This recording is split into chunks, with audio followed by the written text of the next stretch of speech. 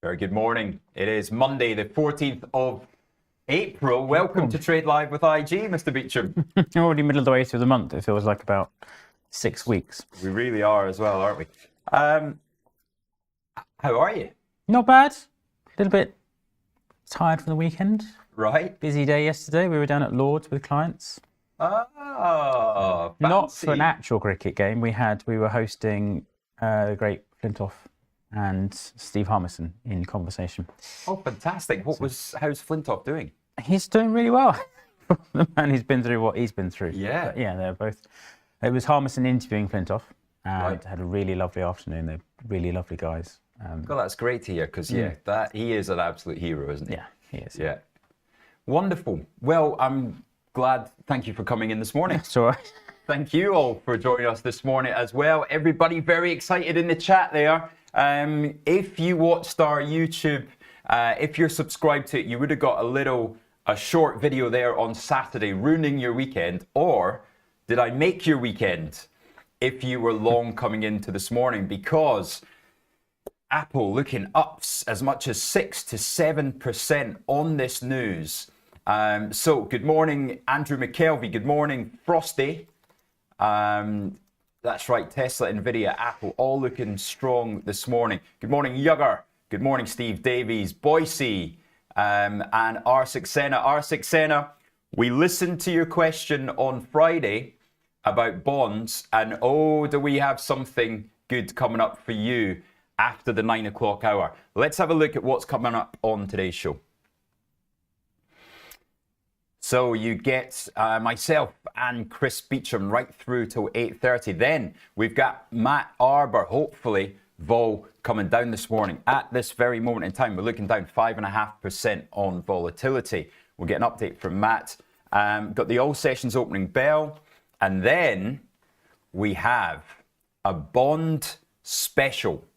That's right, at 9:05, Reza Ahmed coming in. He is, he's been working in bond markets for over 20 years, and he really is our bond expert. So if you're wondering anything about treasuries, anything about corporate bonds, how do you get your hands on corporate bonds if you're an investor to diversify your portfolio, and what is expected to happen next, then join us at 9:05. That's a great one. I've got some great questions all lined up for him, and by 9:30, you can be a bond expert. How about that? Trade of the week at 9:35 with Axel Rudolph. Any heads up on what he's doing? No, he hasn't told me yet. And of course, he didn't do one last week, of course. He was on pause. Very wise. So it'll be interesting to see what he does this week. Yeah, absolutely. And then, of course, technically speaking, with all your technical questions at 9:35. What a wonderful show. I'm excited about this. Should be a busy day. It'll be a very busy day. Just a bit calmer after last week. You can just feel it, can't you? It's for now, anyway. Is it the eye of the hurricane kind of moment? But it's definitely just not quite as frenetic as it was a week ago. At one stage on Saturday, it looked like we might be opening up 3.4%. Yeah, it was getting a bit crazy Saturday morning. It was one of those times when you actually do look at the weekend markets because they don't always move, but that was definitely a reaction. Yeah. Move. Kind of feel that Lutnick hasn't got this market. He's not quite as long as the others. You think? Had to come out, didn't he? Had to come out on Sunday and say, no. Right, we're going to look at that and more in some overnight action coming up right now.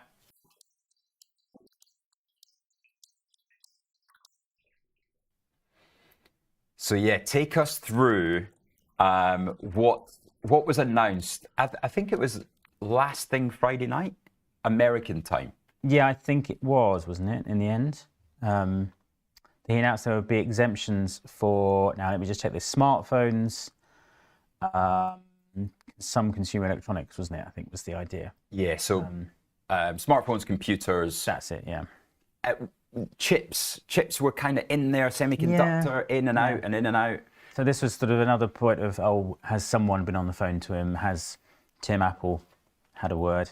Tim Apple, as he will ever be known. And that's going to be a good thing for tech stocks. But then it came over the weekend that could just be temporary. So we've been all over the shop.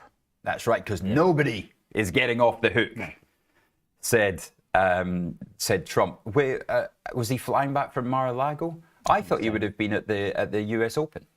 Sorry, the Masters. No, because I don't think that would be his crowd, really. Well, I don't know. He loves his golf, but not those kind of, I don't think. I think he likes the stuff that goes on in his country club. Right. Which was the weekend before, wasn't it?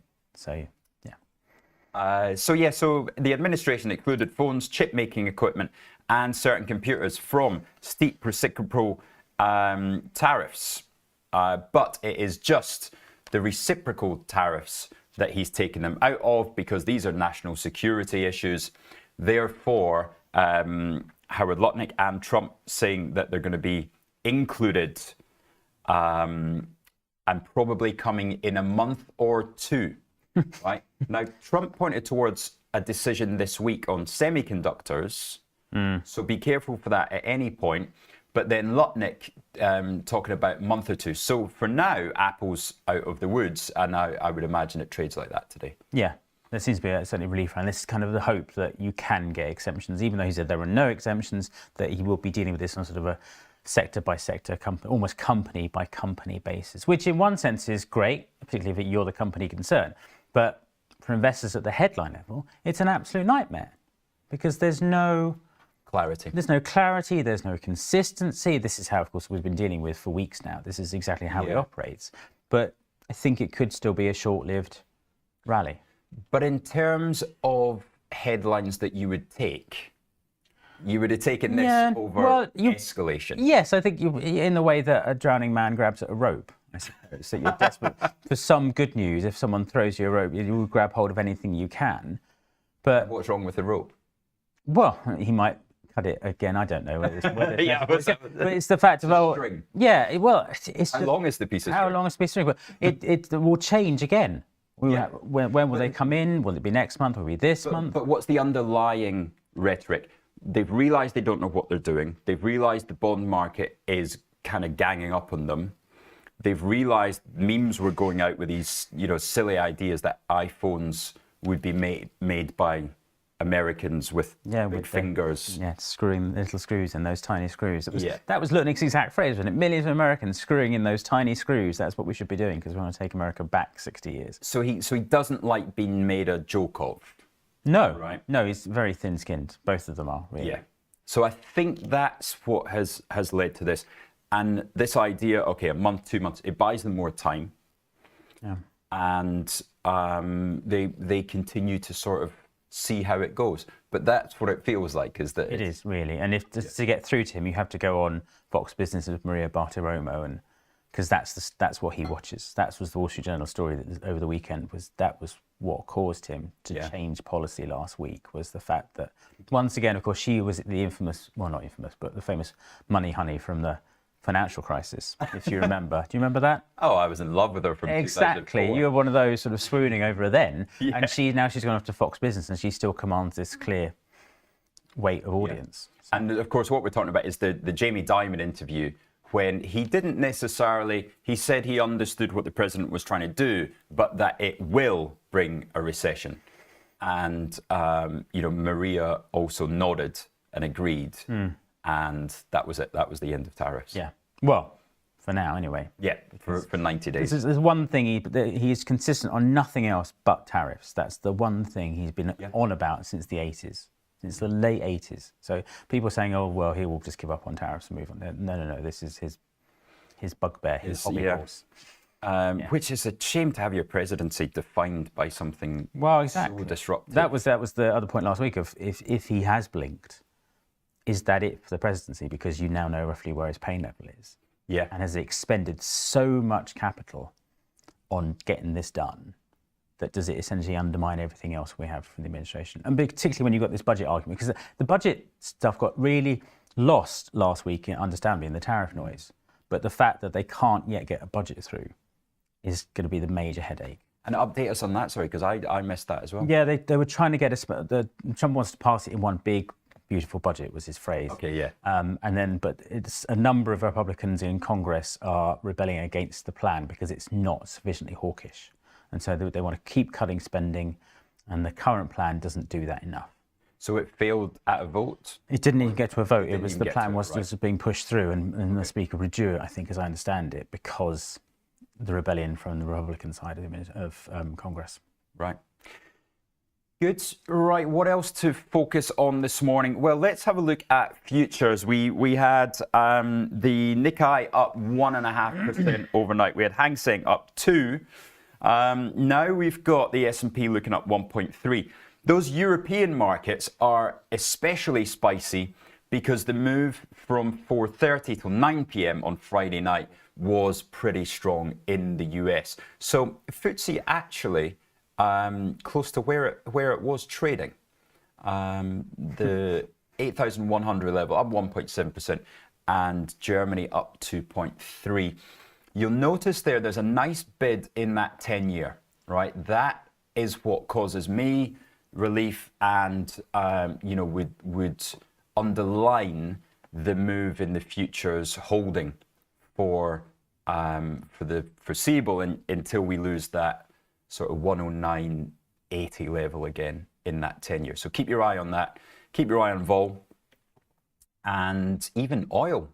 Even oil got up towards $62 the other day. But of course, over the weekend, it looks like, well, the US and Iran are talking, and that might actually push oil prices back down again, because that's a reduction of tensions.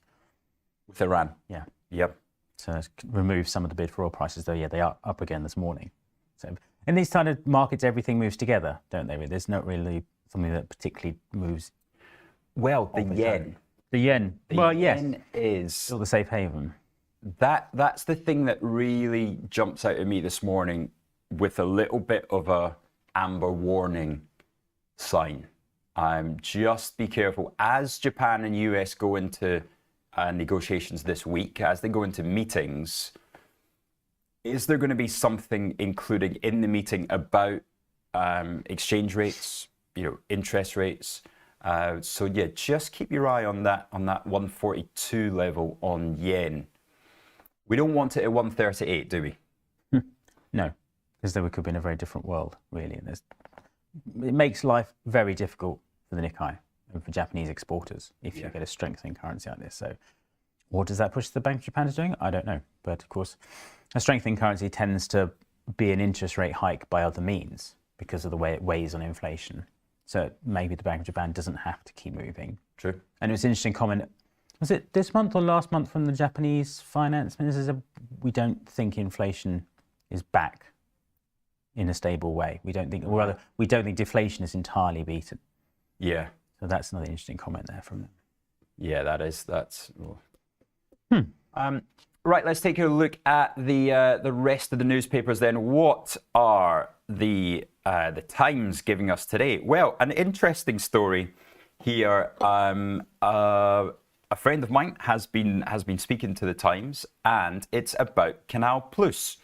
So this is a guy that I've kind of crossed careers with over the years. I think I actually almost rented his flat out in South Kensington at one point.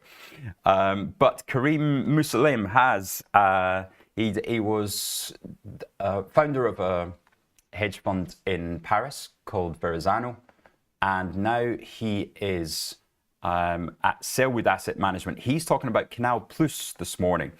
So urging Canal Plus to set out clearer long-term performance targets. The stock is so weak because they're talking about 2025 targets and not 2027, 2028. So that's interesting. I would keep an eye on that one. The Karim obviously an expert in French stocks, and I would just keep an eye on that. Keep an eye on Havas as well. Those two stocks that were spun out of Vivendi, but are a little bit homeless at the moment because Canal Plus won't go into the FTSE, and Havas is not in any kind of index either. What else do we have now? Do you want to speak about British Steel? You can. It's very interesting. I started reading up over the weekend. Right. Obviously, it was bought by a Chinese company years ago, and then they were going to shut it down essentially, and that would end steel production in the UK, which is. But with the UK produces a tiny amount of global steel anyway. But the idea is that steel for rails and things wouldn't be made in this country anymore. Right. And so the end entirely. And the Chinese executives actually got access on Saturday and locked themselves in the office. Wow. And were trying to transfer stuff, and the police were called. Eventually they left, so they wouldn't have to be arrested. But yeah, they gained access when they shouldn't have done and tried to stay in there. But now the government has, I think, voted certainly to nationalise, to take it over. Although, and the other story was that... Which is not common. No, exactly. And it's essentially seized it from the company itself. Yeah. Really. And the fact that, obviously, I'm not an expert in steel, but if you once a steel furnace gets turned off, or so, you can't turn it back on again. So there's a shipment of the coking coal. No, I think permanently. And there's a shipment of coking coal, I think, in Hull that they've had to seize as well. Yeah. So that it doesn't get sold off to somebody else, because they need that to keep the steelworks going. Wow. Who would have thought? There's a Netflix series coming about this. Yeah. Well, it's a really good piece in the Times, actually. Jim Armistry's one that this could be a Netflix series. Right. The story is that interesting, that compelling. Good. Now, what else do we have this morning? Is there anything in the Financial Times? It's, of course, all about the tariff exemption. Is it an exemption? Is it not? We have other things going on this week, though, of course. We've got economics to... I've come back again. Consider. That's you can almost start to look at company specifics and economics again. So let's have a look at what calendar we've got coming up today. You've already had the imports. The exports number, more important, up 12%. Chinese exports. Huge. A massive beat there year on year. It's incredible. 12% in an economy that size. Export increases. Yeah, and then we've got consumer inflation expectations at 4 p.m. as well in the US. That all-important number that Jerome Powell is going to have his eyes on, especially. But yeah, if we want to have a look at trade and economics here, you can see the balance of trade at 102 billion. But there's the 12.4 versus 4.4 expected. The imports lower than expected as well.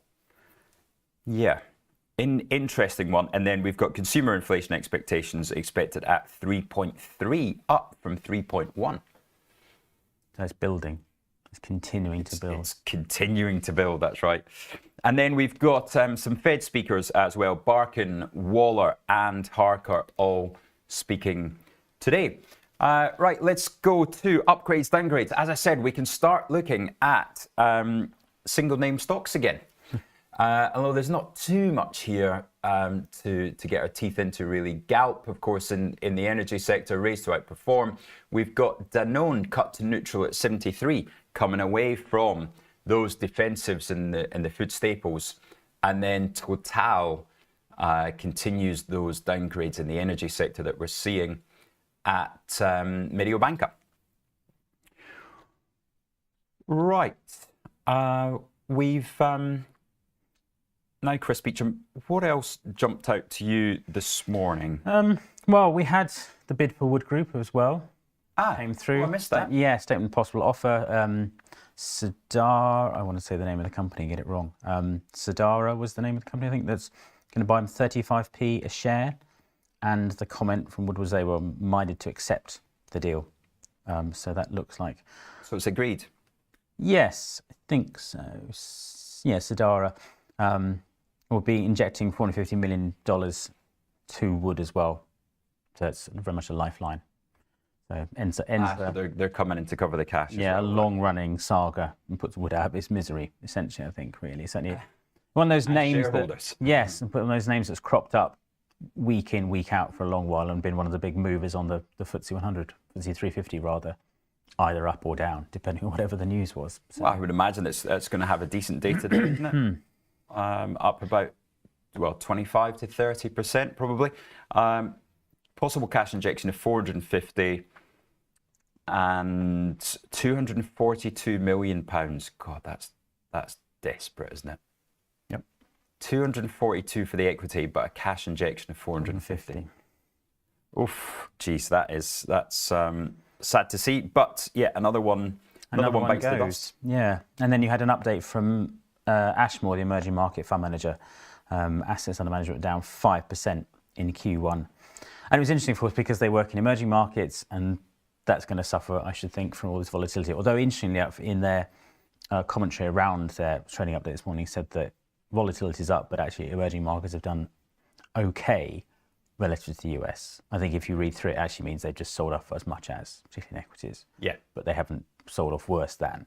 But then after the week you've seen, that's not surprising. Yeah, it depends when you take the mark. Yes, exactly. Where you draw the line. Monkey Man, good point. Belgian insurer Ageas agreeing a 1.3 billion deal for eSure. eSure is the marketing campaign, wasn't it? That quite a catchy marketing campaign a few years ago. So yeah.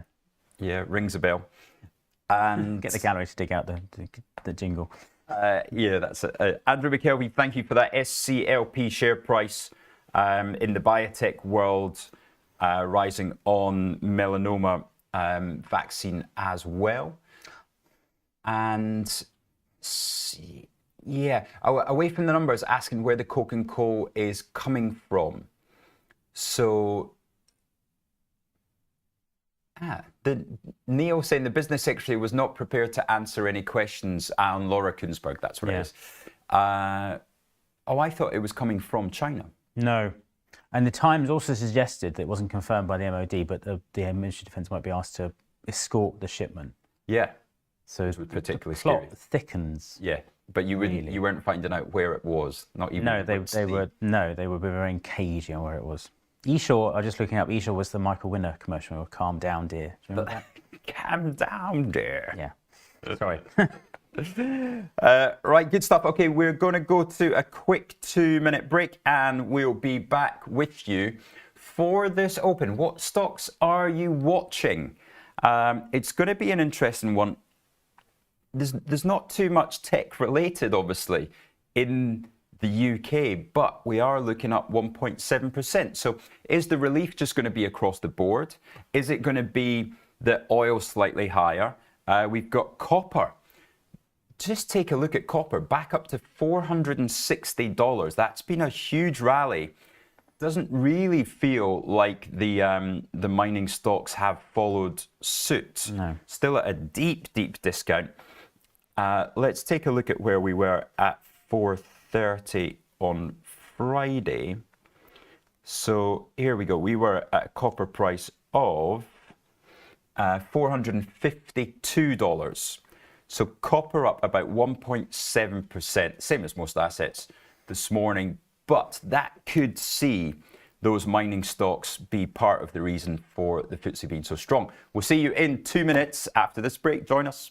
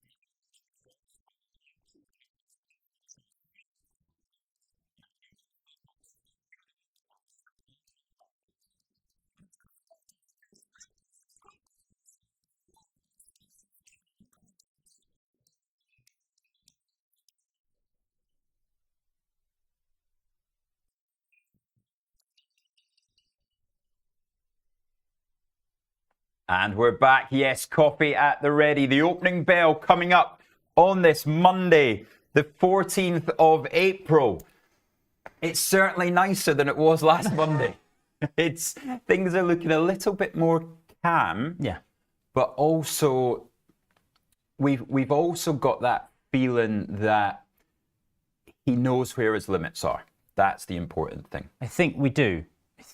We should never assume with this presidency. True. But there was that line of, oh, the stock market falls, he'll blink. No, it turns out that it's arguably it's Bessant's line in the sand as well. And I think there was a story from last Monday that said already he was looking for a way out of the administration.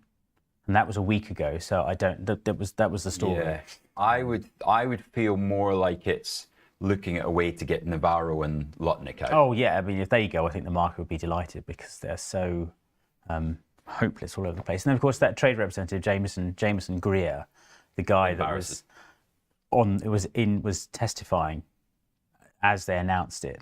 And there's that sense of he doesn't know what he's doing. He can pretend, I talked to the president about this, but no, he's in the dark as everybody else. He's very much tier 3, isn't he? I think, yeah, it feels like Bessant is now... Trump knows that Bessant is one of his, his top rank, his tier 1. Lutnick and Navarro were meant to be, but they seem to have... Yes, there's also stories that Trump is tired of Lutnick as well because he's always in the White House. He doesn't really like him. Because he's got a very thin, very low tolerance, I think, for people that annoy him. And embarrass him. But what's going on with Elon? Well, I mean, he's disappeared. He's just disappeared because he's obviously had this public disagreement. Was it not his share price getting absolutely spanked first? Well, I suppose it was that, and because he's not an official appointee, he's only got 130 days in the administration anyway. And the only dispute on that is, are we counting the weekends or not? So that gives us more time. Right. More time, but he was going anyway. Yeah. But certainly the tariff stuff, we know that he did speak directly to the president about this, and he did disagree publicly with Navarro last week. Yeah. And then you had, was it Navarro he was being rude about last week? Dumber than a sack of bricks. Yeah. On Twitter. It was, wasn't it? Yeah. Yes, it was a moron, I think. Yeah. He didn't pull any punches there. No. Neil asking, what about a gold pullback?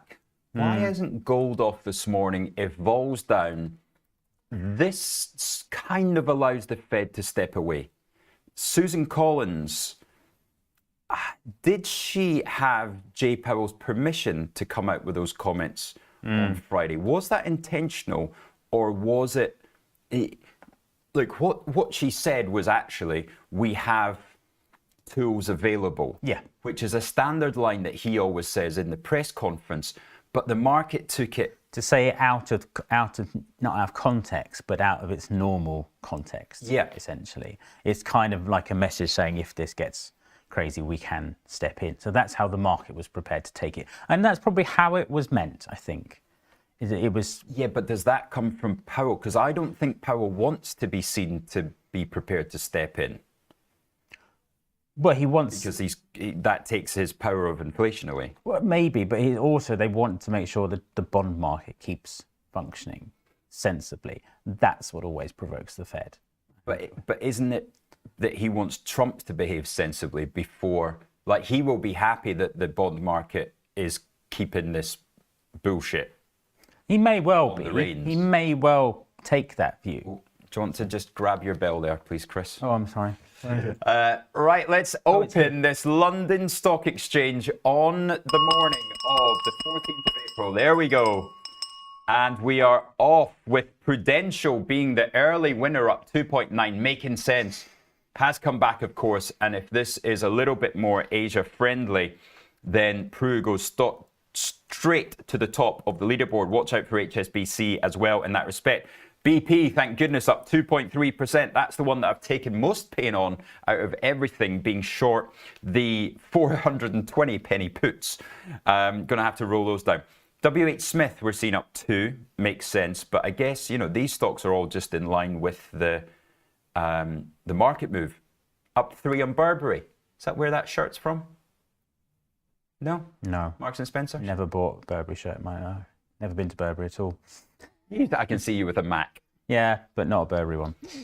Scottish Mortgage Investment Trust up 3.2. Glencore, there it is. The very interesting that Ivan Glassenberg came in. If you missed Friday's show, Glassenberg buying Glencore stock for the first time in 9 years. That was revealed on Friday. So Glencore, £2.60. Last time he bought it, it went from £1 to £4. EasyJet up 2.3. Barclays recovering up 2.8, not 28. 2.8. 2.8 this morning. Last week it was 23% on the Thursday morning, wasn't it? Which turned out to be a fat finger. It did, yes. Oops. Antofagasta up 2, just in line with copper there. Rolls-Royce up 2. Feels a bit lazy. Just have everything up what the FTSE's up. Well, it's just, everyone's just kind of, I think, shell-shocked from last week, aren't they, really? I think we're still recovering. If I had to look at Shell, was that No, it wasn't. That would be too clever for me on a Monday morning. Let's see. I bet you Vodafone isn't up 2. Where is it? Drum roll, please. 1.2. There we go. Of course it's not. Up 1.2. Vodafone. 67 pennies though. We're getting back there. 67 pence. Whitbread up 1.4. So you can see the laggards there. The laggards are the one, of course, the defensive nature. Stocks like Unilever up 20 basis points. SSE up 40. So, Anne, what's Tesco? Tesco is, saw it there, 1.6. Tesco up more than Rio Tinto. That's an interesting one. It's a fun move, isn't it? Didn't expect that this morning. That's a bit bizarre. But yeah, Tesco trading at tree. Pay me, that is in. Do we have Sainsbury's numbers this week? I think we do. I think that's a shout out to Rory McIlroy. Well done, Rory McIlroy. For those of you who are supporting McIlroy because he's British, then Justin Rose came out of nowhere. This was when you were on your way home from Lord's, clearly. Yes. Yeah, this passed me by entirely. Golf normally would anyway, but there we go. Right. Not one for... No, not massively, no. It's a bit below par. No, my dad would have been glued... Oh, dear. My dad would have been glued to this all weekend. Oh, it is the best Sunday night of the year for me. It is sofa, snacks, feet up, and celebrating the wonderful fairways of the Masters. No. But it's great like that to watch. It's a man against his own mind. And in the first, I think the gallery is with me on this. He was 2 shots up, and he dropped them both in the first 2 holes. I mean, that's a disaster. And then he regained it and regained his composure, went straight to the last hole, right, into a playoff. Everybody at that point expected him to choke, as he's done in every other tournament. And now he's one of the greatest golfers of all time. There you go. You know what Churchill said about golf? A waste of a good walk. Yeah, a good walk spoiled. Yeah. How to ruin a good walk, yeah. ASML up 4%. There's the winner. There is the winner, up 4. Somebody up more than the market. BNP Paribas as well. European Bank strong. Deutsche up 4. And SocGen up 3. Who else have we got? The car makers, of course, no exemption there. No exemption for wonderful companies like Nike.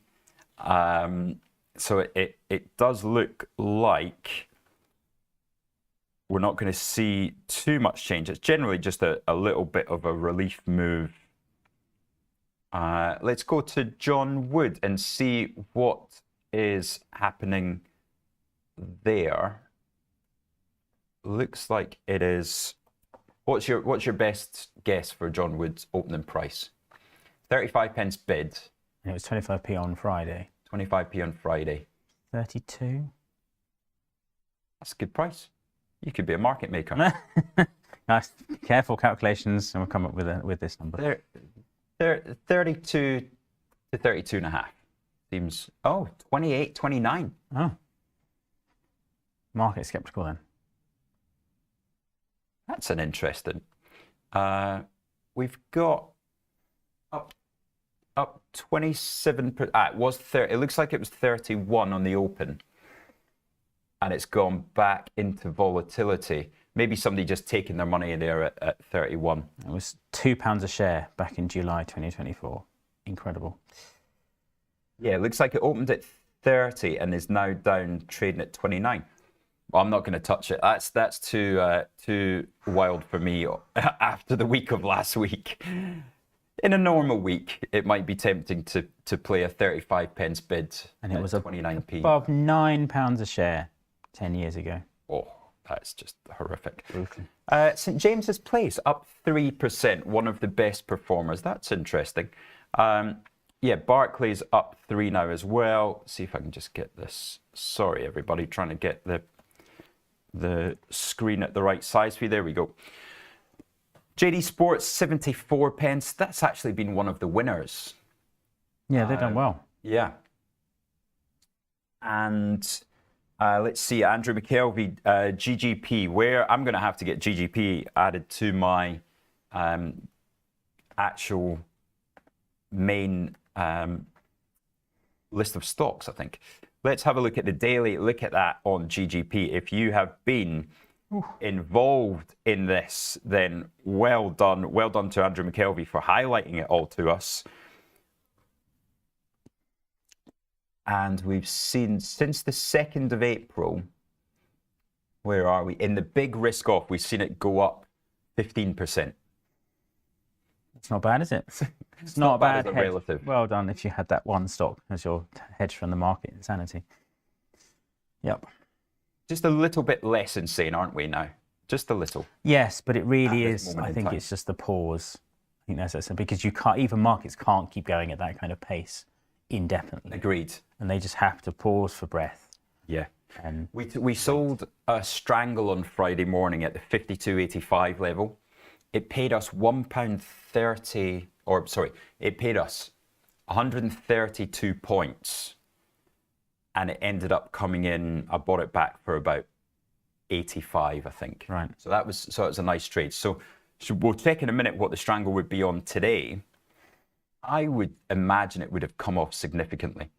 What would your best guess be about a potential move up or down from where we are at this moment in time, trading at 54.20? yeah, I think the short-term bias is probably still relief rally. I think it's because of the sheer size of the move down and the buying we had last week. But I don't know how long it lasts. I don't think it's just back to normal again very quickly. I think this is the key thing.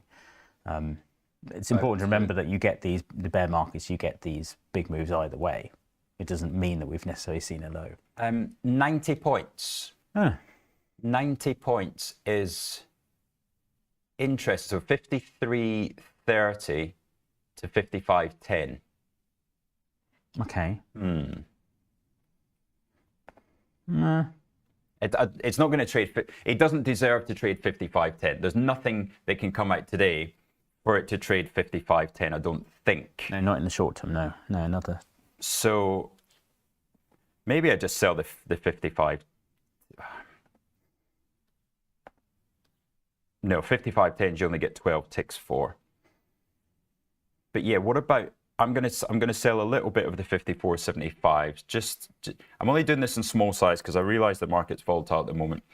I do not see us another 1% higher than this, plus 21 points. So selling the 5,475 calls for $5 a point only. Am I brave enough to sell puts as well? Yes. Am I stupid enough to sell puts as well? Yeah. At the 5,300 level, I mean, this is, I'm playing for tiny here. This is a Sosnoff trade, playing the absolute wings here. Selling the 5,300 just for 11 ticks, selling at $5 a point. I'll get, if Sosnoff's up in the middle of the night watching now, he's going to send me a message. Oi. So that's, yeah, nice little, God, I don't even know what you call it, a strangle that's so misaligned. Yeah. Lopsided. Yeah. A lopsided strangle indeed. Right. It'll be really interesting on the open to see the way that Apple and such like are trading, actually. That's going to be really interesting. Yes, really will be. How long can they last in terms of rally? Yeah. Of course, we'll have them in Germany, won't we?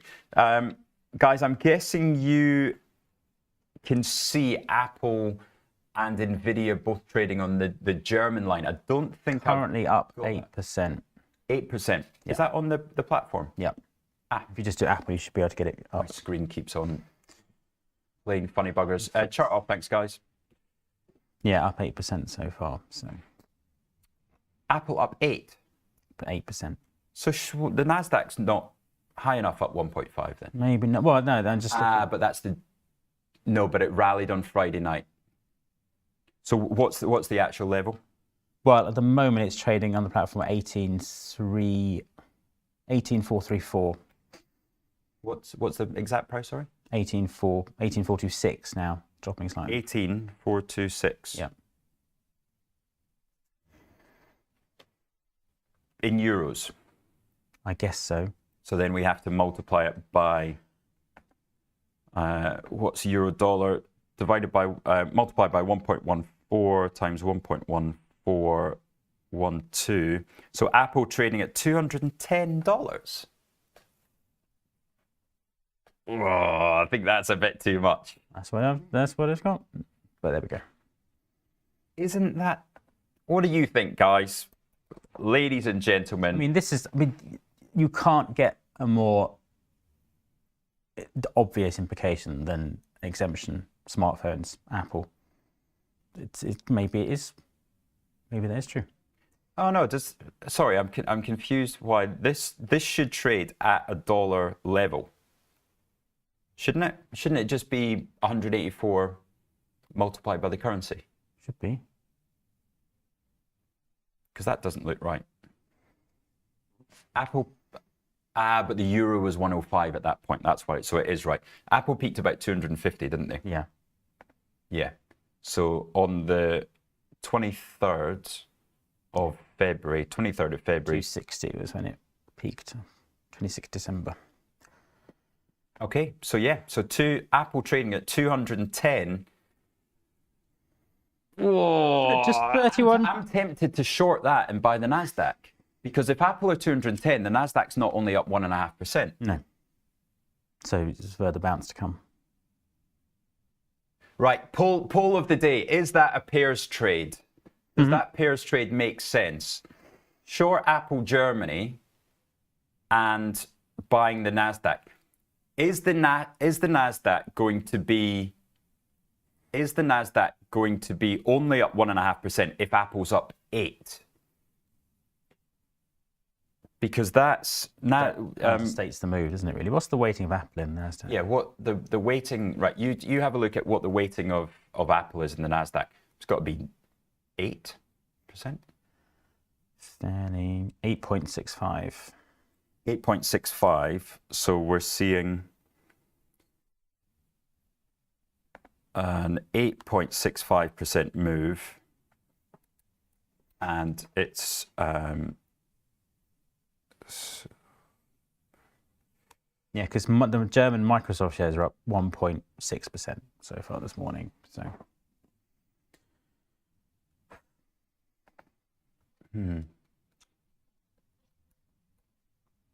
no, just higher. We're just trying to get the poll together. Up higher or lower? Higher, more or less than 1.4%.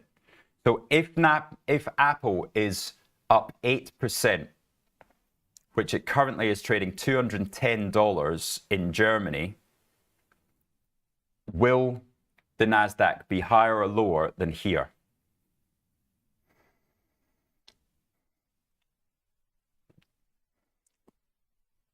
Because I cannot see. What that's saying to me is that the Nasdaq should be up 2.5, or that Apple's only up 6. Yeah, it's one or the other. Yeah,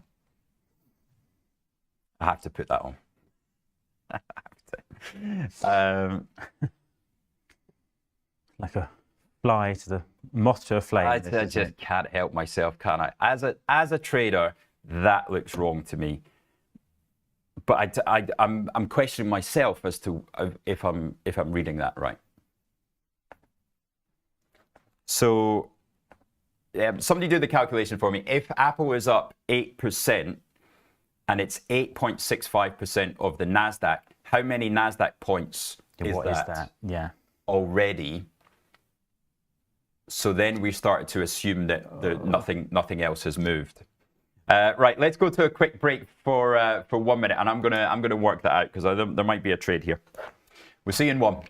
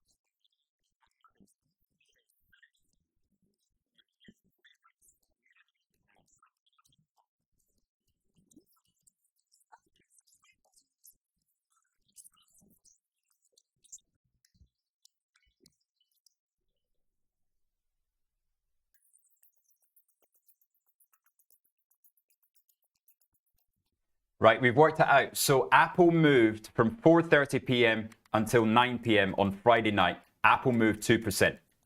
Right, so Apple Germany is up 8%, but Apple New York is only up 6% move in Apple on the open up to $210 is about 90 points of a Nasdaq move. The Nasdaq's up 290.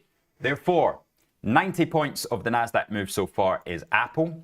There's another 200 points of the move, which is 91.5% of the index.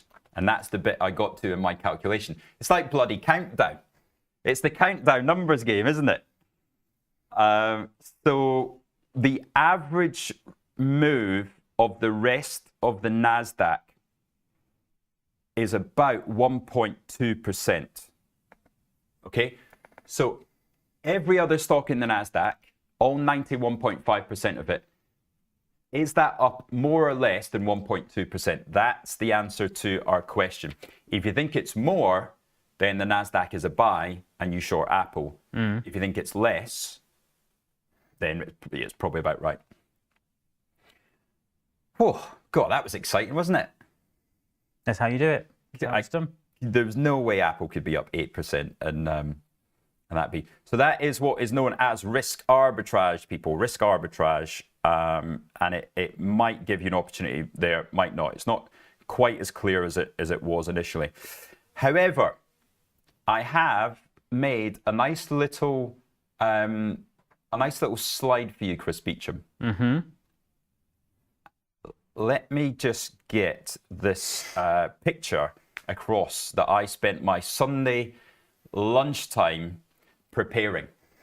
Now, full screen for this one, please, gentlemen, so you can see exactly what we're talking about. I've made a matrix of potential S&P 500 levels on 4 different earnings scenarios and on 4 different PE ratio scenarios, right? Starting from the PE ratio. Right. This will wake you up, Chris Beecham, don't you worry. This is your caffeine shot. Starting from the PE ratio.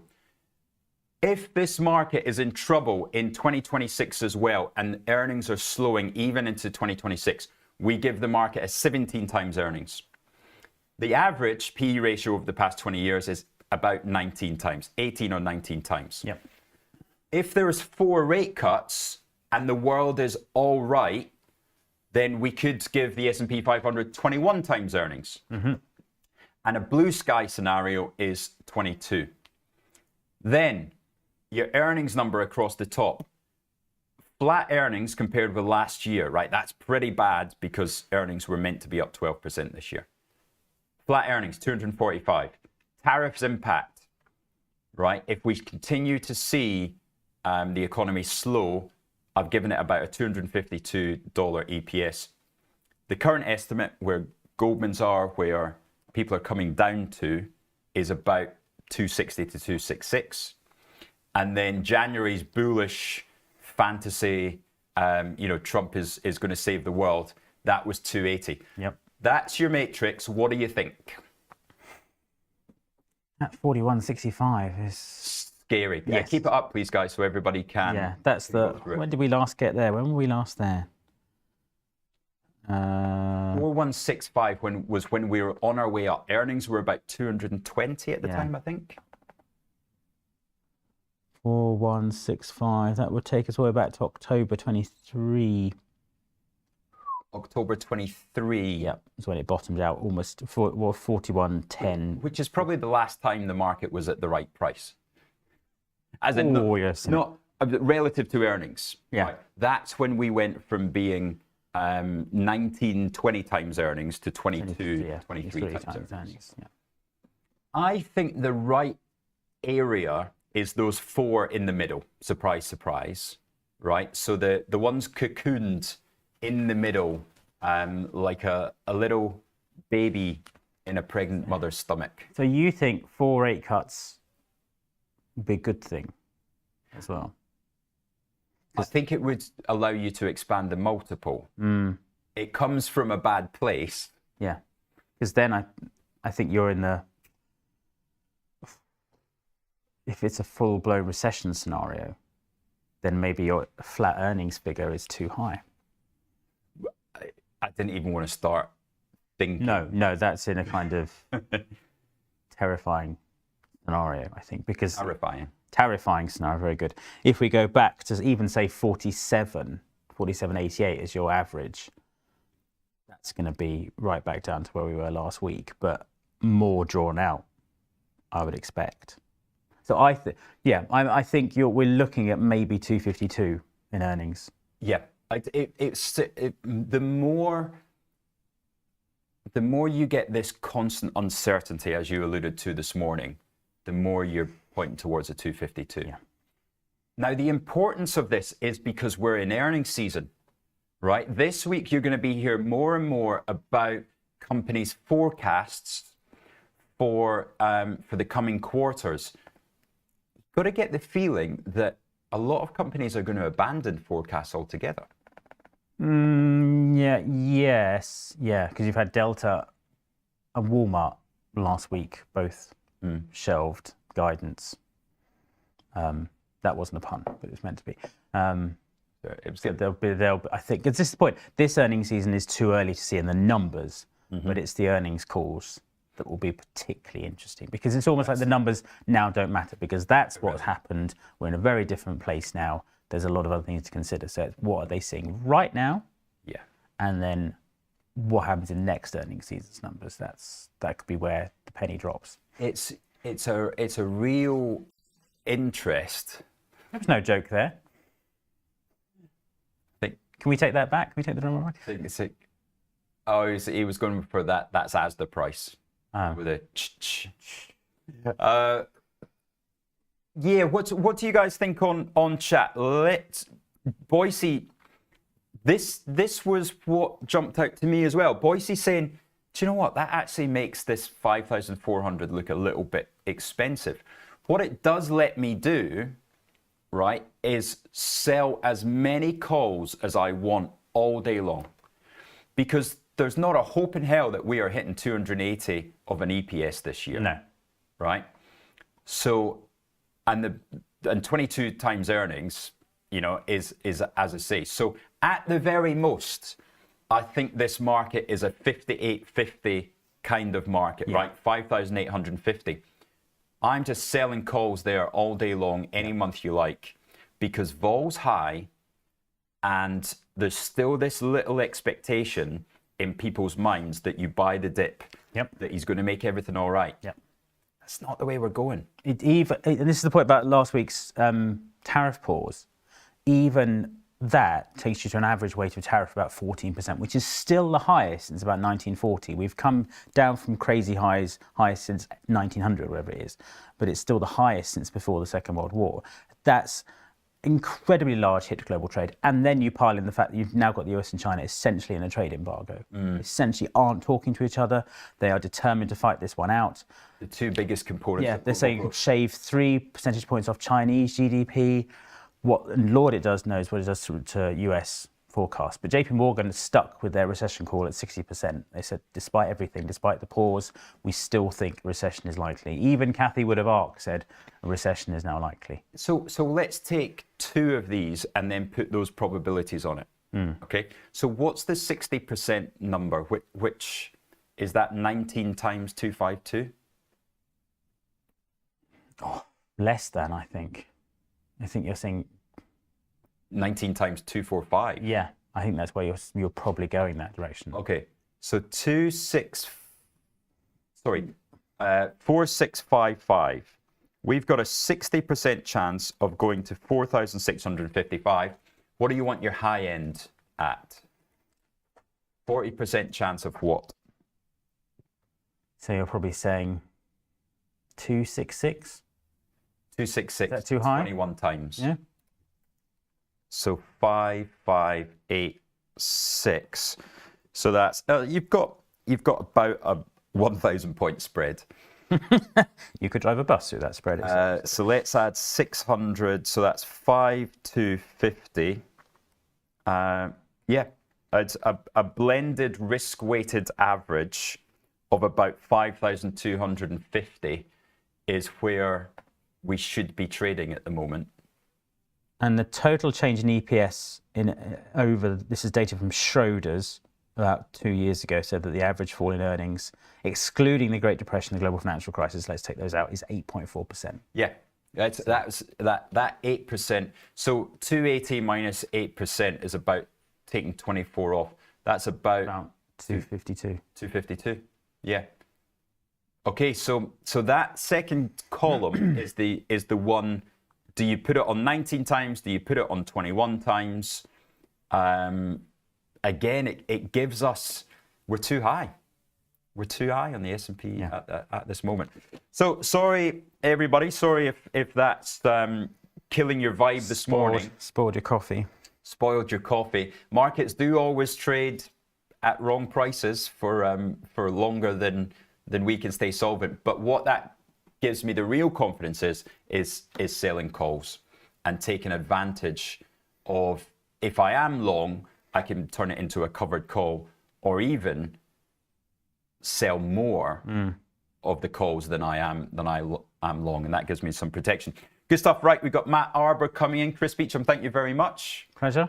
After your big day at Lord's yesterday. Yes, I got to introduce them, so I was very excited. I never thought I'd introduce to Flintoff. Yeah. Awesome. I sort of started the thing off, so yeah, I said welcome everyone. Oh, that's brilliant. Yeah, so it was good. Good. Like and subscribe, please, people, on the on the channel. And yeah, give us a thumbs up, give us a like. Matt Arbour will be with us in 2 minutes. See you then. Bye-bye.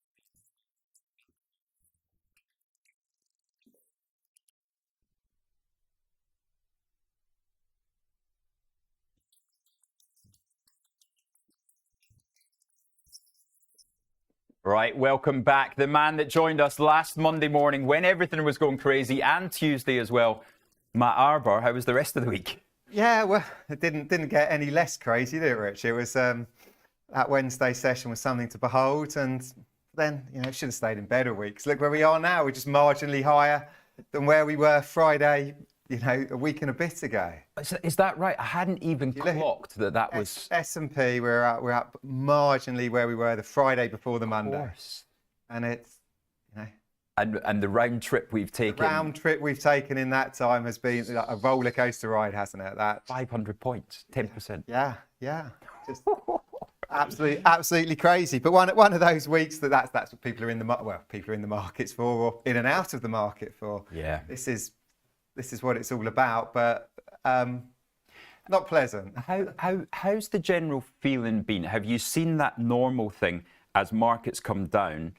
Clients have come in to buy, or was it different from a normal pattern? It's been different, I think, with the speed of some of the moves. People have been much more tentative, and of course a lot of those people who were being tentative were kicking themselves on Thursday. The question I think we posed the question on Monday or on Tuesday: will you get the chance to buy your Nvidias at $90 again? These kind of questions, quite possibly in 90 days, who knows? But those short-term highs, those numbers that everyone had said, I'll get into some of these big tech names if they go to, when you pick a number. I wish I could. Everything went to those numbers, and at the time, did it look the right trade? You had another 5, 6, 7% tolerance on the day, perhaps, but on the day. On the day, and that's what we're talking about. Yeah. We were talking 10% moves on the day, 10% moves in half-hour periods, weren't there, during last week? What does that do to people's risk appetite? Well, theoretically, it makes people assess what, if I'm going to the market, the size management piece. Now I've seen what the market can do. How do I want to split my portfolio? Do I want to lever up to a fully geared position, or should I keep that money in reserve? Should I always keep a pocket there for opportunities and to be able to ride out these moves? Because there's nothing, it's it's an expensive lesson, but it's one of those lessons you learn. If you're quite well geared into the market, you get caught on these moves. You know, when it's happening, there's not enough time to fund your account when things are moving. Oh, jeez, do I know that? It's the scramble to work out where your biggest risks are in the portfolio. And we spoke about deltas and rolling deltas and all this sort of idea. But the capital intensive components are the ones you've got to be aware of, isn't it? Generally, but it moves like this. Everything is affecting you unless it's fully paid. Yeah. And even if you're fully paid, it's the fear, isn't it? It's everyone's pension's passive until just have a little look. Oh no! I wish I hadn't. I wish I hadn't seen that. And the amount of people I spoke to last week, I logged onto my long-term pension and didn't like the look of what I see, and that sort of breeds more fear. Like, even if you think, I get back in the market, put some more. Do I actually want to? Like, how much exposure do I want across things? I think the eye-opening moment for me, right, was opening my ISA and going, oh, that number looks all right, actually. I think I've got away with it. Ah, shit, I've already put 20 grand in for this year's allowance and it's gone. It literally, the figure, then the 20 grand, and it was just eaten up by the loss. Hopefully, I haven't checked it this morning. Hopefully it's looking a little bit healthier. Well, quite. It. I don't know what the numbers people are always quoting. I'm sure Beecham was quoting it. Those if you miss out on those, whatever the 6 best days on the market over a 5-year period, that costs you a huge percentage of your overall gains. And that's what Wednesday was, a 25% bounce on a lot of those big tech names. That genuinely is. This is crazy stuff. Yeah. And don't forget Barclays. What changed? And the fact that it came back so aggressively on Thursday as well, that gave everybody a little bit of a slap in the face, didn't it? Like, okay, we're not out the woods. This is real. This is clearly taking a genuine effect. I'll show you the quick graphic that we just got up on. I'd love to hear your view.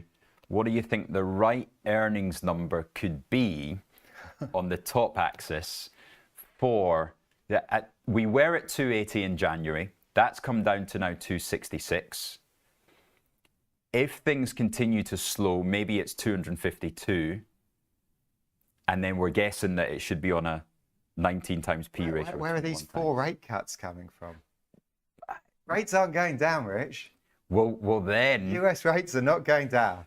You heard it here first. The US rates aren't going down. They are not going down. We can probably put a trade on for that, can't we? This is inflationary stuff. Tariffs are inflationary, tariffs are inflation. And what's the market doing? Everyone looks. We look at equities again. Look at the dollar. Look at the bond markets. Obviously, Mr. Trump was looking at the bond markets, got a little scared. Yeah. The dollar is telling the story. The dollar is still weak. Theoretically, the dollar should be stronger, like the market. JP, I'm not moving rates. This is inflationary. Let's see how it plays out. Yeah. And yet a weaker dollar everywhere else, looking to cut rates, not in the US. Right. So 4,788 is what I'm hearing from Matt. Then chart off there is just rates in the markets. Yeah. Where have rates been over the past 2 years? Like over the 10-year horizon, as high as they've ever been. What did markets do over that period?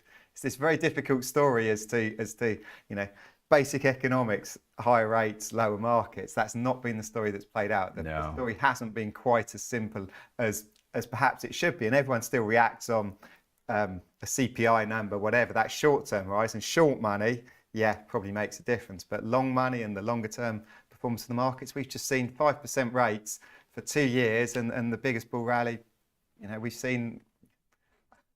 Do you see any start of what we expected 12 months ago? The effective flows. I had a text from a friend at the weekend. Debt levels are still too high. Everyone's praying rates come down ASAP. I think there's a slow demise of some businesses, notably in retail and hospitality. And commercial property. Debt and amortization levels are crippling. I mean, that's a cry. Particularly in the industry. UK. This is a UK. This is the UK. Yeah. The UK is very different to the US here in this situation. Like this is the US is wagging tails of everything around the world. It doesn't take out your parochial local problems. And it's so it's all the markets moving in lockstep, of course, because the global effect. But in reality, what probably plays out as a result of tariffs, assuming there's some truth in them, and this isn't all what day are we on? Quite. Yeah, what hour of the day? But what tariffs mean for the US and what tariffs mean for the rest of the world are different stories. Yes, absolutely. Yeah. And problems in the UK with growing businesses and levels of national insurance and growing business. It's not a good place to be employing people at the moment, really, and to grow your business. It's very difficult. Did you make any changes in your pension, or considering making changes of allocation? No. I did top up some stocks during the week. Right. But in terms of changing that allocation on the switch out of equities, going to bonds, going to something safer. No, I keep my pension. I probably had too much money in cash beforehand. Yeah. But it's sitting there as a proportion. Keep liquidity and think about the other stuff. Is there a temptation now? Because I'm thankfully in the same position in my long term. Is there a temptation to feed some in, or is that allocation of cash is because of a 4,000 S&P?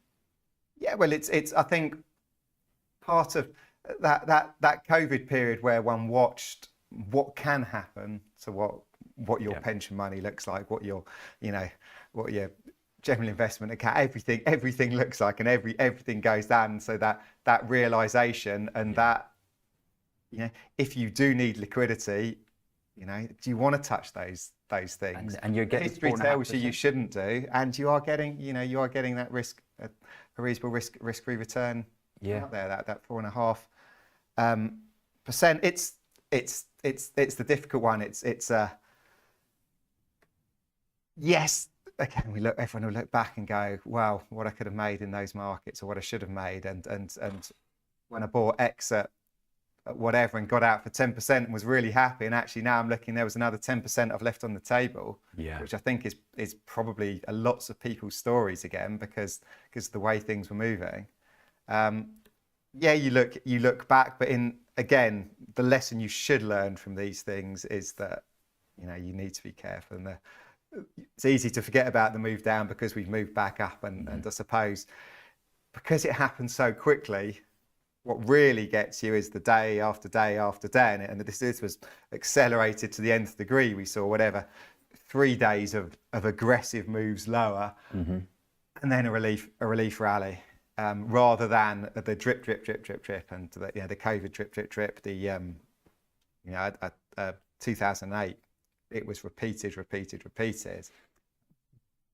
For those people that are maybe new to a high vol world, this is just a 40 vol market, isn't it? That's the way that it should be behaving, and it shouldn't be a surprise to people that we're getting washed in and washed out. This is why when vol goes above 25, that's bullets flying over your head. Well, yeah, this is true, and we saw days where the vol was nowhere close to where vol actually went to. But yes, the market tells you, the indicators are there to show what's expected, and so you shouldn't be surprised when you're seeing these moves. It still always is a surprise. Yeah. But yeah, that such vol is going to stay around for a sustained period of time. History suggests that never happens. But when the markets are moving on a Trumponian world. Yeah. It is very, very, very different. There's our chart of vol. Where is the floor now? So we're down 6.7% today. We're trading 27.40. As our vol expert, where is the range now that we trade? I know you don't have the crystal ball. No one has a crystal ball. If you assume where we were settling in as sort of that line on the VIX, which is sort of the 15s to 18s kind of level, is generally where it knocks around. One's certainly looking. If I go front to back, yeah. But even in recent history, generally a move above 20, you're thinking that's the short-term reaction. That's what that chart is showing, is that almost a rebase to a higher level. Whenever we've seen, so I suppose that earlier spike, when we spiked above 20s into 22s, 23s, we did come back quite quickly to the mid-teens. Yeah, to August the 5th, we came right back to 16. Quite. But August 5th was very, very different. Yeah. August 5th liquidity event. This is something a bit different. But it's a favoured trade, of people. You're always selling your VIX calls. Every time the VIX goes above 20, you're looking to sell a 30 call, a 35 call. Even now in this, that we didn't see that sort of a super spike on what's been very, very high volatility. Yeah. But the feeling, I think we settle down to a VIX knocking around in the low 20s. I think is probably where the market will price. That additional Trump risk, which is good. It's healthy for options world, isn't it?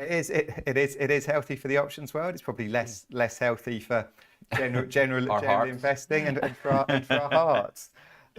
But yeah, as I think you were saying to Chris earlier, that concept of you can use those higher vols if you've sat there on your long portfolio and you're still sat on the long portfolio, so you're getting more yield if you're selling the calls against what you're holding.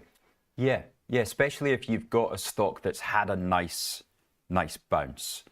I guess for people join that don't really understand the VIX, they know it's the fear index, but they don't understand what those numbers mean. What is a world of 22 vol, over a medium term? What's that? What's the expected move? How does that come into it? Equate the VIX to an S&P move. I think what we've been seeing with these VIX numbers in the 30, that's coming out as 4 or 5% moves a day. We're back into a 2.5-3% move. Okay. Kind of line. If we assume that the less than 20, 1%'s kind of not unexpected. So it's as much it's a quantifying the unexpected, the shock moves in there. And what a shock move is now after Wednesday, I'm not entirely sure. We've talked about black swans last week. You were completely right when you went, they're everywhere. They do appear to be everywhere. Yeah, you predicted the week. and this very strange how. So what the news post Friday night on there being filtering through, suspending tariffs on, like, particularly pertinent to Apple. I think I saw the story on Saturday morning. I thought, God, I hadn't seen that on Friday night, but it was out there on Saturday morning. But then denied at various points. What is the truth here? Where it's whatever they make up on the spot by the looks of it. It's it's very tricky in that respect, isn't it? It is very tricky, and I suppose it comes down to, as most government policy does, who has the right lobbyists and who can whisper in the right ear. What sectors, for Apple as a great American champion, and it's a retail brand, is something that resonates. So you can see this concept that for the American consumer, that the cost of your iPhone, the cost of a new iPhone, is going to go up 40%. That's a kick in the teeth. That's not the kind of thing Trump wants to reflect. But Lutnick's got this thing about having big Apple factories. I mean, they'll be manned by robots. Well, it's cloud cuckoo land, isn't it? That you can transport what they do in China at Foxconn, and in Taiwan, Foxconn, wherever, Foxconn are sat, you can't do that in the States. This is high numbers of skilled people. Yeah. High numbers, thousands and thousands of people in a Foxconn factory dealing with assembly of iPhones. The robots aren't there to do it yet. This is heavily manual and skilled manual. And so this isn't necessarily, I don't know, without causing problems about what blue collar workers are and what they aren't. This isn't going down a mine. Okay, yes, you can probably train people, but you can't train people that quickly, and you can't get those bodies that quickly. It's very difficult to lift and shift what is out there so quickly. So then the tariffs are not temporary. Well, yes, it's what you're trying to do, and what workforce can you get back into the States, and what actually resonates with people. Yeah, everyone can see that. Again, I've been on this line before. Your macho industries, your good old-fashioned manufacturing, cars, steel, mining's not really being talked about. Yeah, trading. Very macho. Very macho. No tariffs on trading. Let's tariffs on trade. But the things that people care about, I suppose, what was it they were talking? I heard them talking on the radio this morning. Toys, everyone gets their plastic crap now. It might be the greatest thing in the world if you have young children. Good Lord, I could do without all that plastic crap in the house. Give me some high tariffs, and we won't end up with all this stuff. But people buy this kind of thing, and there's no exemptions really being talked about.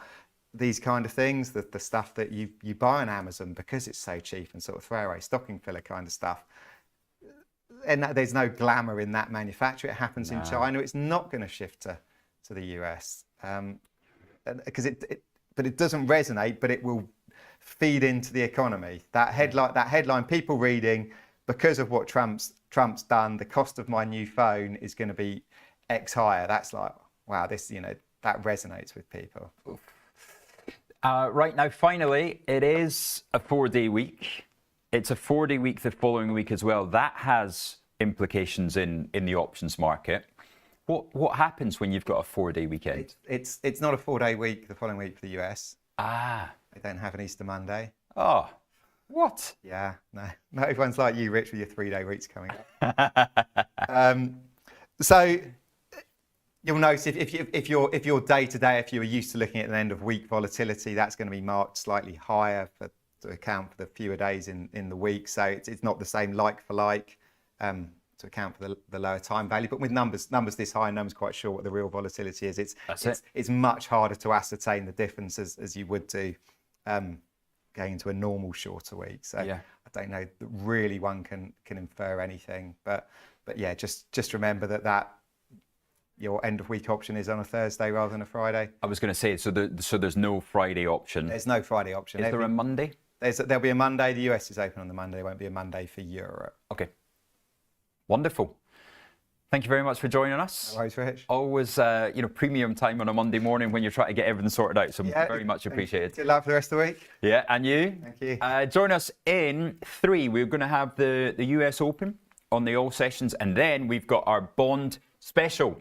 Half an hour on all the bond questions that you've got, not James himself, but we will have. It's going to be a pop quiz on Sean Connery films. Oh, now that sounds like a half an hour I'd watch.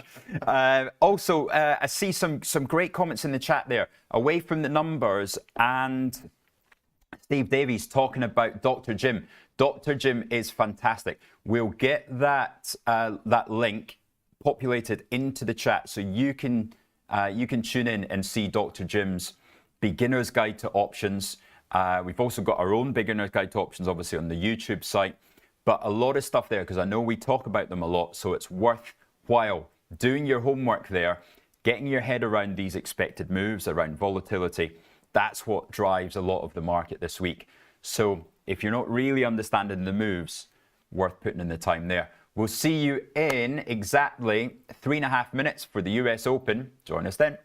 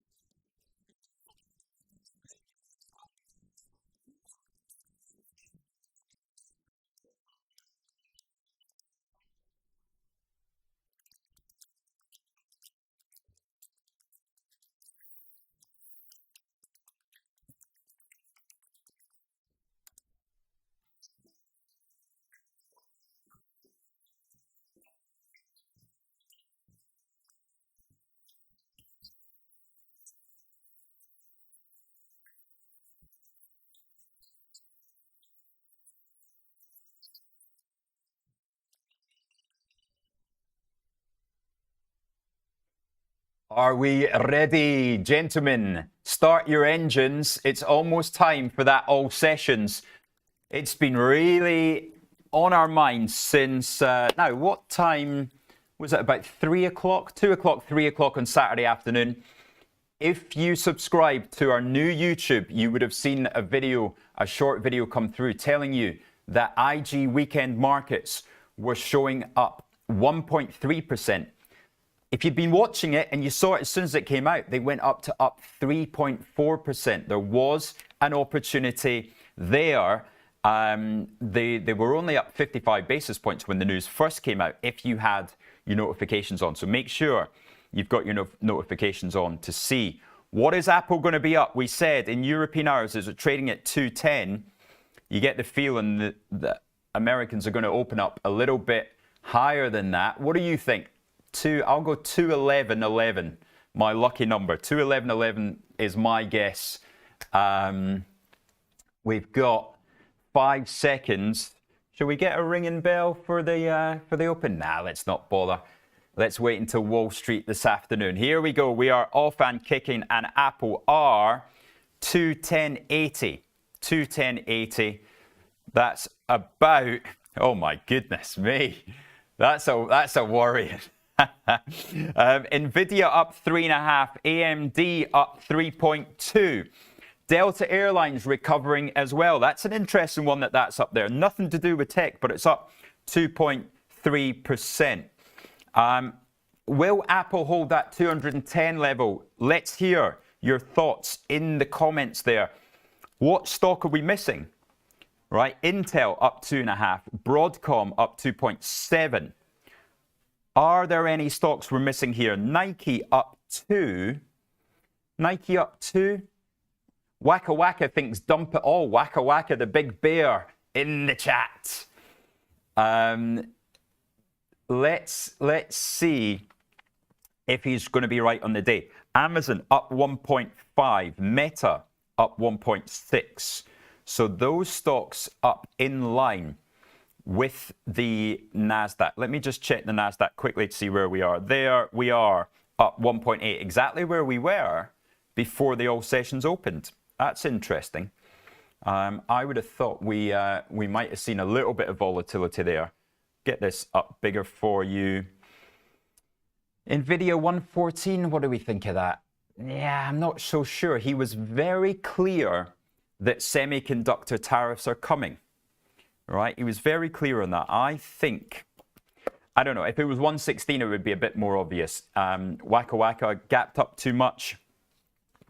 Never underestimate how a negative 6% volatility measure can affect the positive move in the markets, right? So yeah, just be careful of that.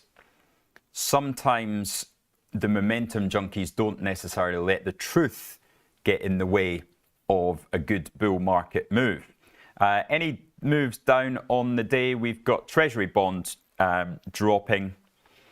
We've got McDonald's unchanged. So yeah, all the interest is up there as we expected in Tesla 258. So yeah, interesting that none, the stocks that have got absolutely no tariff news, such as Tesla, such as Nike, are still up 1.6 to 2%. Is that the consideration that, Trump, the movement is away from tariffs? On Saturday afternoon, I would have agreed with that, but after yesterday's comments, I don't know if I believe that. I'm a little bit surprised Tesla and Nike are getting dragged up with this. That might be a little bit excessive. Kate Murphy, welcome, late tuning in from Bali. And Kieran McKenzie, good morning to you as well. Waiting for a random tweet. Yeah, he hasn't mentioned crypto at all over the last few weeks. So I think that's going to be the gist of it. Apple going to trade around 210. AMD, Nvidia around the 114, AMD 96. let's go to another quick 2-minute break. We're going to get our bond expert in here. Reza's outside waiting. I've got a whole heap of questions for him as a beginner's guide to the bond market is what we've got coming up next. And boy, oh boy, what a great time to learn about bonds when they are the asset class that is really affecting every other asset class at the moment. Make a quick cup of tea. We'll be back in 2.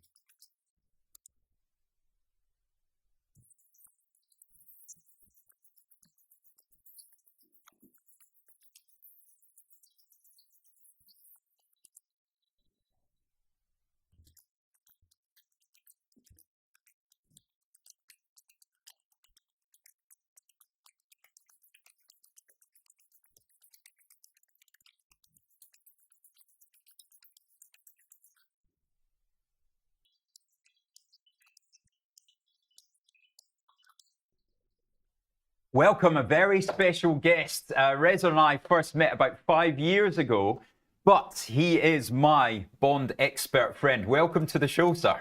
Hi, good to see you, Rich. It is. So thank you so much. I only messaged you yesterday, and straight away you were like, "Yep, I'm there for you, Rich. I'm in." Yeah, it's perfect timing for that conversation. So that's it, because it's been a really scary week. We're gonna come to that a bit later, but for all the viewers, run us through, what is a bond and what's the difference between bond and equity, for example? Yeah, I mean, there's two main types of bonds. There's government bonds and there's corporate bonds. Essentially, what a bond is, it's a company issuing a bond to raise capital, right, for finance, expansion, investment, etc. The benefit to the company is that it doesn't have to give away its equity in the company. It's a borrowing.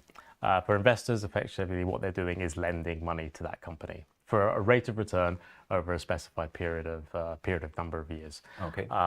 Stock, obviously, as many people are familiar with, is getting ownership in a company and then benefiting from the growth in the business over time and the valuation of that. And the idea is that you want to, see that stock appreciate so that you make hopefully a ton of money.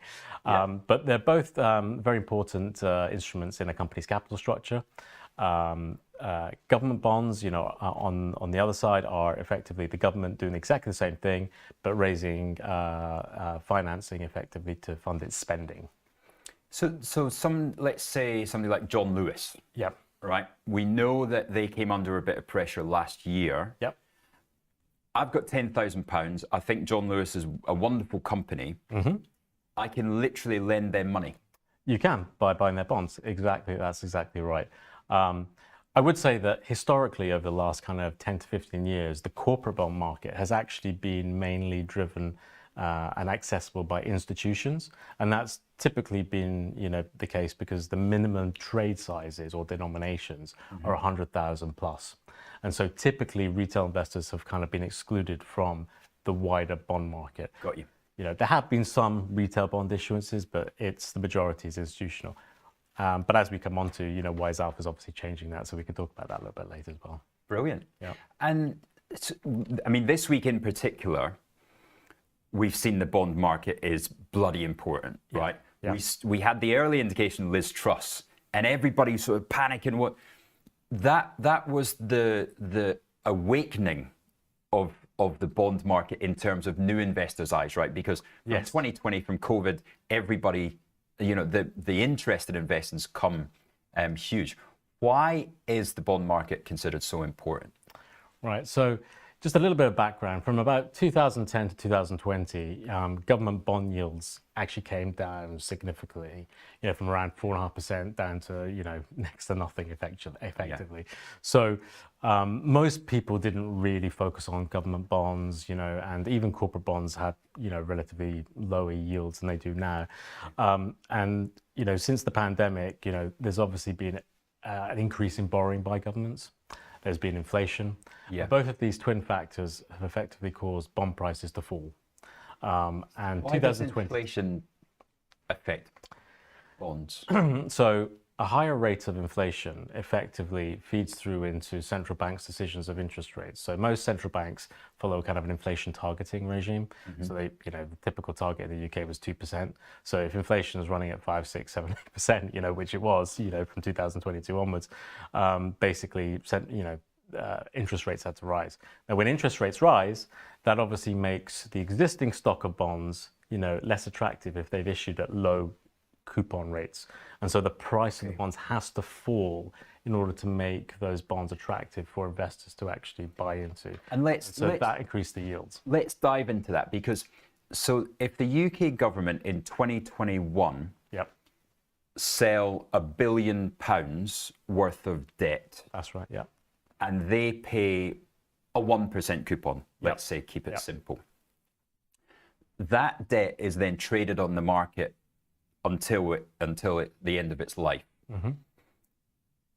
How does that bond trade relative to interest rates? So you've got the 1% coupon, and I get paid that 1% coupon no matter what. Yep. If interest rates move, how does the bond move? Yeah. So let's just say, give the UK example. So we were kind of around 1%. Inflation rates started to spike. Central bank, the Bank of England, has risen rates to what is now 4.5%. It was a little bit higher before, but what happens is that the kind of rate that investors want to lend money to the government at is at that rate or slightly higher. There's a little bit of a spread. So like 4.5. Yeah, exactly. So basically, you tend to see kind of gilt yields, and yield, it is, what that means is that is the rate of return that investors require in order to lend to the government. Okay. So basically, they kind of move in tandem roughly with a little bit of a spread. Where things can get a little bit choppy, and this is very important for government bond investors, is if you get caught in long dated bonds, we call this kind of duration risk. So the longer the maturity of the bond, the higher the duration risk. What that means is that if there is a change in interest rates that's adverse to your position, it can cause wild price swings. And so that is exactly what happened to a lot of pension funds in 2022, October, when the government signaled that it was going to increase deficits, spending, and people were concerned about fiscal stability effectively and balancing the books. And so government bond yields spiked out, and the price fell quite dramatically. And those holding 30-year bonds, for example, they got hit the most, because effectively, the price has to fall a lot more in order to get to that new yield, that higher yield. And in really simple terms, right, If I buy a 30-year bond Yep. that pays me 1% a year, Yep. the government 30-year yield interest rate is now 4.5%. Yep. That means every single year, That's right. that 3.5% has to be made up by the price today. Exactly. Exactly. So if it's over 3 years, it doesn't really matter. Yeah. But if it's over 30 years, suddenly that price is getting smashed, isn't Yeah. it? Yeah. No, exactly right. I mean, we saw 30-year bonds trading in the 30s or 40s when they'd been, trading near par. I mean, literally, that is you can see some wild, moves in prices if interest rates change dramatically. So this is what's actually happened since 2022 in most developed countries, and we're now at a kind of a level where, obviously yields around 4.5%, and they're, and everyone's, trying to work out they're going to go up, because normally what happens, as we will come on to, when people view that there's going to be an economic slowdown, typically a lot of institutional investors view the 10-year rates of some of the developed countries like the US, the 10-year treasuries, as a kind of a safe haven, a more liquid, risk-free kind of asset that they would go into. Yeah. But I think, with everything that's going on today, there's a little bit of a concern are things still stable, risk-free? What is happening to the structure of the US economy? Where is debt going? Where are budget deficits going? Are they going to be reined in? There's a lot of geopolitical issues. There's the tariff policy which is going on. So a lot of uncertainty for investors. And so, And people are starting to talk about a sovereign debt crisis in the US. So what's actually happening there, and what started to happen with bond yields and bond prices last week?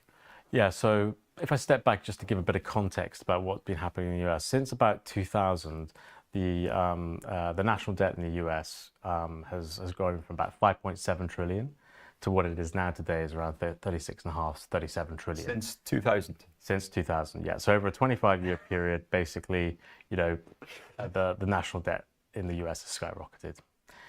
And that has been predominantly as a result of, military security and war spending, Right. That is the primary part of it. Obviously, there's lots of inefficiency as well, as Doge are kind of uncovering. Yeah.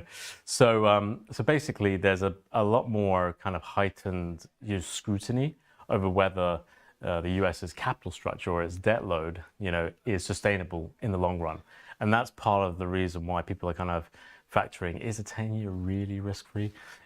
Or do we need a little bit more juice in the yield in order to take the plunge and buy more of it? What do you mean by more juice? Well, higher yield for the higher risk. So basically, the US is perceived as more risky than it has been in the past, simply because of the higher debt load, and then obviously Trump's tariff policy recently has caused a bit of uncertainty in the markets.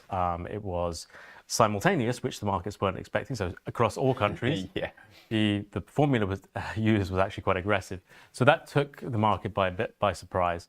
And so that's part of the reason why yields moved out or moved higher, particularly the 10-year and the 30-year in the US. Because when you've got so much debt to refinance, it's like any market, isn't it? Yep.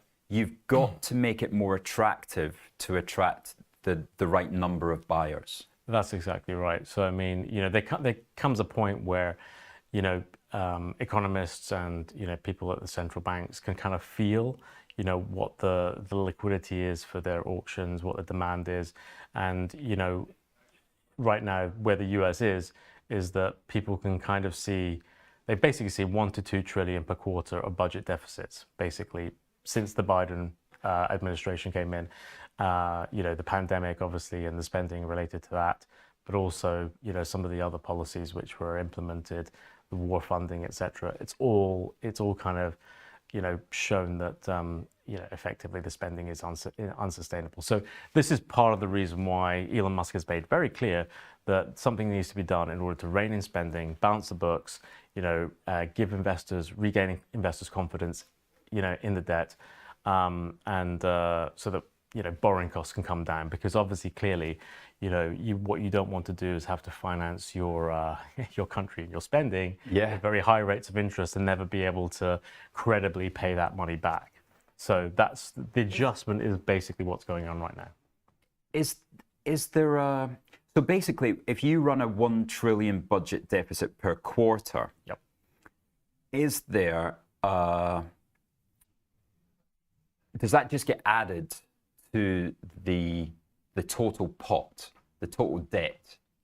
Yeah. So, well, I mean, the interesting thing is that yes, it does, right? So basically, like if you have a gap between what you're spending and what you're getting in terms of tax revenue, right? That's that's a loss effectively that every year that's added to your and you're funding that through the issuance of debt, right, and money printing, which is at the same time.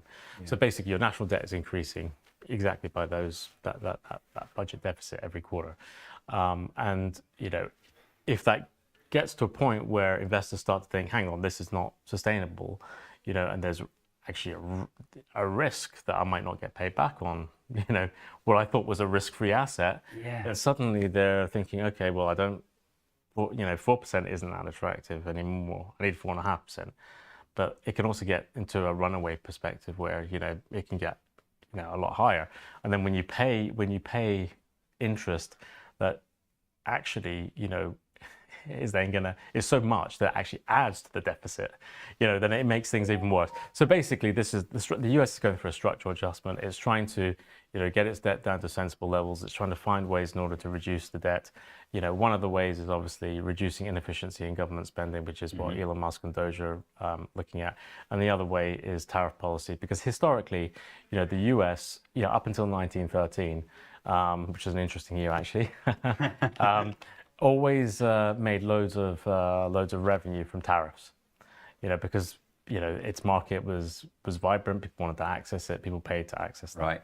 And Trump's read that history book. And Trump's read that history book, and he's also seen that governments around the world, including Europe and China and other countries, they utilize tariff policy quite regularly. It's not a bad thing for those countries. It's only a bad thing when the US does it. Yeah.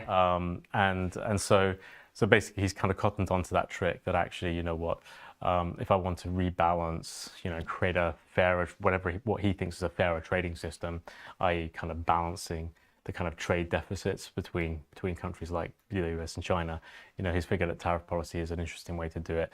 And he wouldn't be wrong. Obviously transitioning to that type of policy, will cause a lot of Wall Street executives to be in a bit of a panic, because the effect of tariffs, isn't just on the countries where you're implementing the tariff on their goods. It's also for US corporates. So if I give you an example, Nike, for example, buys a lot of its shoes from China. Let's say it costs $10 a shoe, right? They then sell it up, mark it up, sell it $100.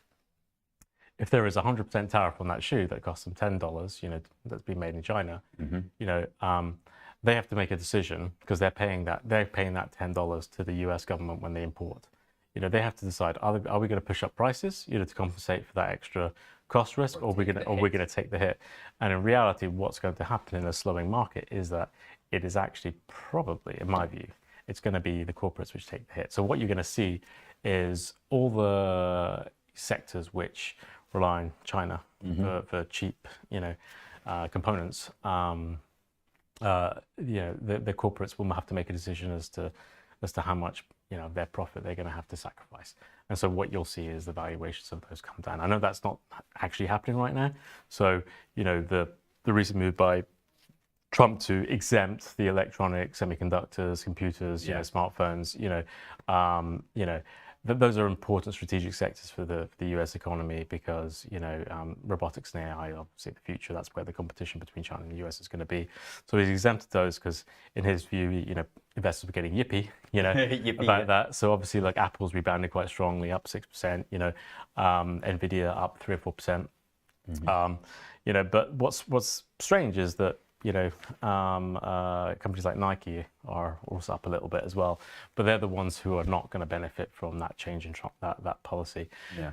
So I actually think, to cut it short, I think it's basically what Trump is doing is effectively engendering a redistribution of wealth from the top 10% in the US whose wealth is tied up in stocks, to the working middle class by onshoring manufacturing, Main Street. increasing tariff revenue, because that tariff revenue that comes in goes into the government, that goes directly into the treasury. That's the people's purse. So basically what he's doing is a redistribution of wealth. I don't think the market has realized that. Most analysts on Wall Street will tell you, oh, it's going to be immediately massively inflationary, it's bad for everything. The people who are saying this are the CEO of Nike, the ones that get hit, the Wall Street guys, the BlackRocks, Yeah. who are really, in reality, this is going to be, in my view, an adjustment on, the stock market is going to be less of a focus. Quite a lot of US corporates are going to, are going to have revisions down. It's the stock market which is going to take the brunt of the change.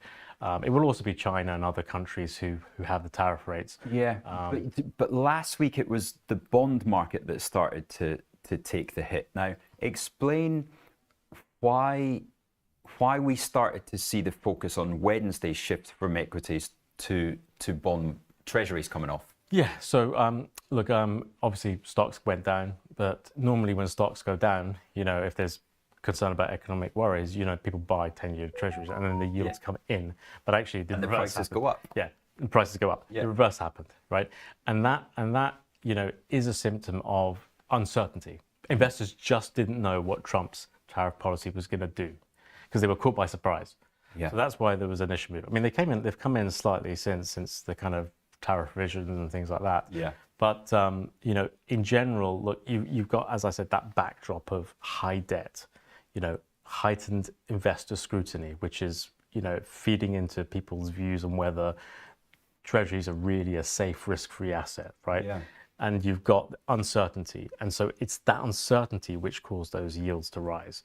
Now, we just need to see what happens over the next few weeks in terms of negotiations around tariffs.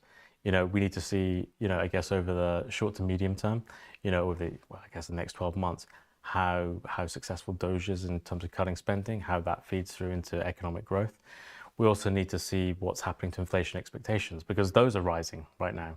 So we've got that measure coming in this afternoon, actually, at 3 o'clock. Yeah, I mean, that would be interesting. But there was also a survey done by the University of Michigan where people's expectations are now at 6.7%.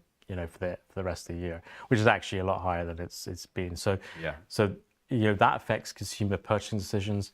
It affects companies' purchasing decisions, and so people kind of need to see a little bit of a little bit more data, to kind of set their expectations on what's going to happen in terms of the economy, what happens in terms of inflation, and that will feed through into bond yields. In the meantime, they're going to swing up and down, until that uncertainty. We've got a great question from Neil there. Who do you think was selling treasuries last week? Yeah, exactly. Well, I'll tell you that since 2017, when China had 1.2 trillion of treasuries, at the end of 2024, they held, I think it was around 750 billion. It's kind of estimated that they've sold probably another 50 billion. I mean, it's not for certain. You need to see some of the disclosures come out, but I get a sense that some of that selling is China, and that's just been the case for the last 6 years. They've been reducing their holdings of treasuries, and they may have accelerated it. I don't know what your view is, Rich, but that could have also been part of it. Yeah, it's really tricky because the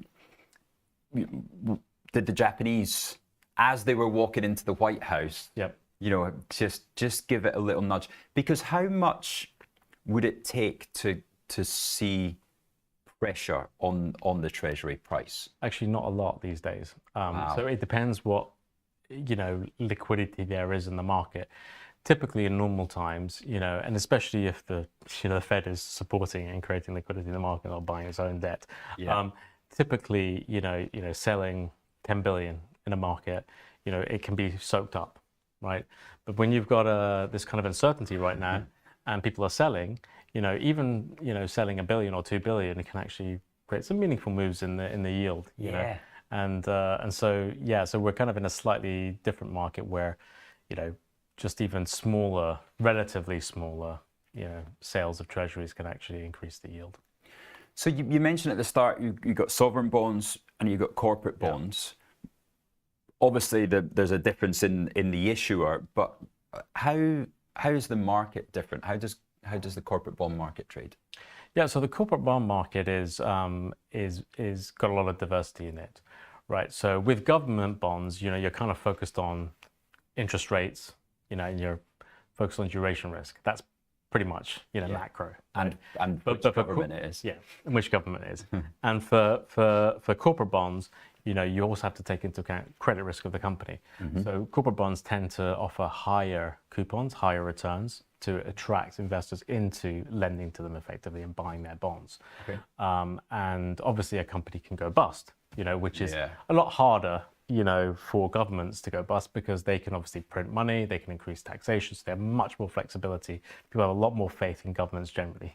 We'll see whether that remains the case. But generally there's a lot more risk in corporate bonds, so you need a higher rate of return to do that. Now, this period of time, what's actually happened is, similar to government bonds, investment grade bonds, which is the lowest risk type of corporate bonds. So they're the high credit, highly rated, from a credit rating perspective, bonds. Is it AA? So it's from treble B upwards. Okay.